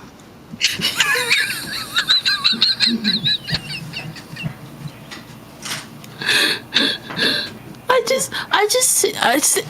tell myself I don't why life is funny like this, you know. Oh, thank you, Dylan. He got me the Cyber and Fear full bundle. Contains Sex with Hitler, Cyberpunk Girl.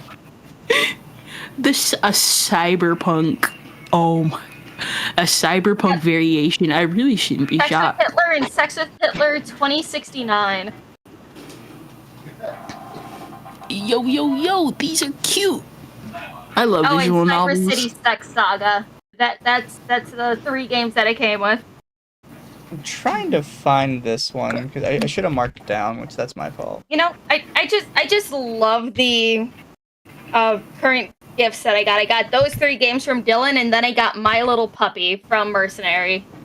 Too wholesome. All he said was get ready to cry, and I'm like, oh man. Chat, do you remember the game people were talking about on Steam for a while where all the girls just had like massive titties? Oh, found it. It's Horizon Walker. I'm like, Mizu, do you know how little this narrows it down? What is with Lumi tonight in the 1940s leader of Germany? Well, I've been doing a lot of research on World War II because of the Vampire the Masquerade campaign with Arch, because we're going to be Nazi vampires. I have my girl all made and everything. She is so fucking cute. I play that game every day, Mizu. And for those of you who have not seen Arch's first Vampire the Masquerade campaign, where we're also Nazi vampires. Thank you, Dylan. It's fantastic. Seeing Sargon just talking about British news outlets talking about him. There you go, by the way, chat. It's so fucking Horizon funny. Walker. You know, I ever showed you, my girl. I mean, Look at the top right. Jesus. Oh, she's so cute. I see you took Marin's advice. I love her so much. It's like I've been listening to like what 18 hours of the history of Prussia because I had her born in Prussia in 1809 and had her get turned into a vampire in 1836-ish, something like that. Just, I don't know. I need to brush up on my history. I need to memorize things, note down things, because Arch is mean when you don't get details correct, and he will monkey paws that. Just, ugh.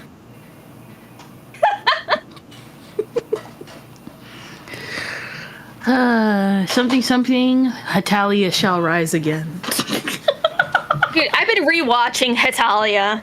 Oh, really quick. So this is one of the Horizon Walker screens on Steam right now. Oh my god. It's one of their advertising pieces. But yeah, they breasted boobily, as the kids might say. Jesus Christ. Prussia gave us the absolute crap show of the modern schooling system. Prussia also gave us Weimar Germany. If you don't know about Weimar Germany, just ask Arch. He loves talking about it. What is this one? Oh, they link Horizon Walker too. Remember, guys, your favorite anime is never, ever, ever gonna come to America. It's never gonna get a season 2. In fact, the visual novel that it's based on is never gonna come on Steam. These types of games will, however. And it's only gonna take a potion of clarity for them to actually do their job. Hetalia is great if you're a history buff by just how absurd everything is. Hetalia is how I passed history class. But chat, I'm gonna send you off to a little Polish VTuber because everybody I normally follow is asleep. But support the poll. Yeah, we'll have to see you guys later. We'll definitely force Kendra to watch the other Lily Orchard video next week. The prelude to disaster. And then we can all talk about Rance. Yeah. Even though Kendra has no idea about anything lewd. No, if anything, I will just get a bunch of out of context, as close to safe for work clips that I can from the OVA. That's fair. Oh no. No, it's great. The animation, fantastic. Voice acting, top fucking notch. Yeah, that sounds about right. To be fair, But from it's what also very boring, little so. was it? From what very little clips I've seen of Rance, like that one clip of him immediately sniffing out a girl immediately, his voice actor, yeah, he also sounds hot. Oh, it's like, don't forget, most of the best voice acting you'll only find in hentai. Yep. And that's a very sad thing. But it could also be Dan Green. Yeah. Oh yeah, did you guys know about that? No. Yeah. Oh, what is it? So back in the day, before Dan Green got big with Yu-Gi-Oh, he used to voice porn. He used to voice hentai. Well, damn. Somehow everything goes back to hentai. It's all porn all the way down. Yep. Alright, before we go on another tangent, good night, everybody. Night, guys. Night.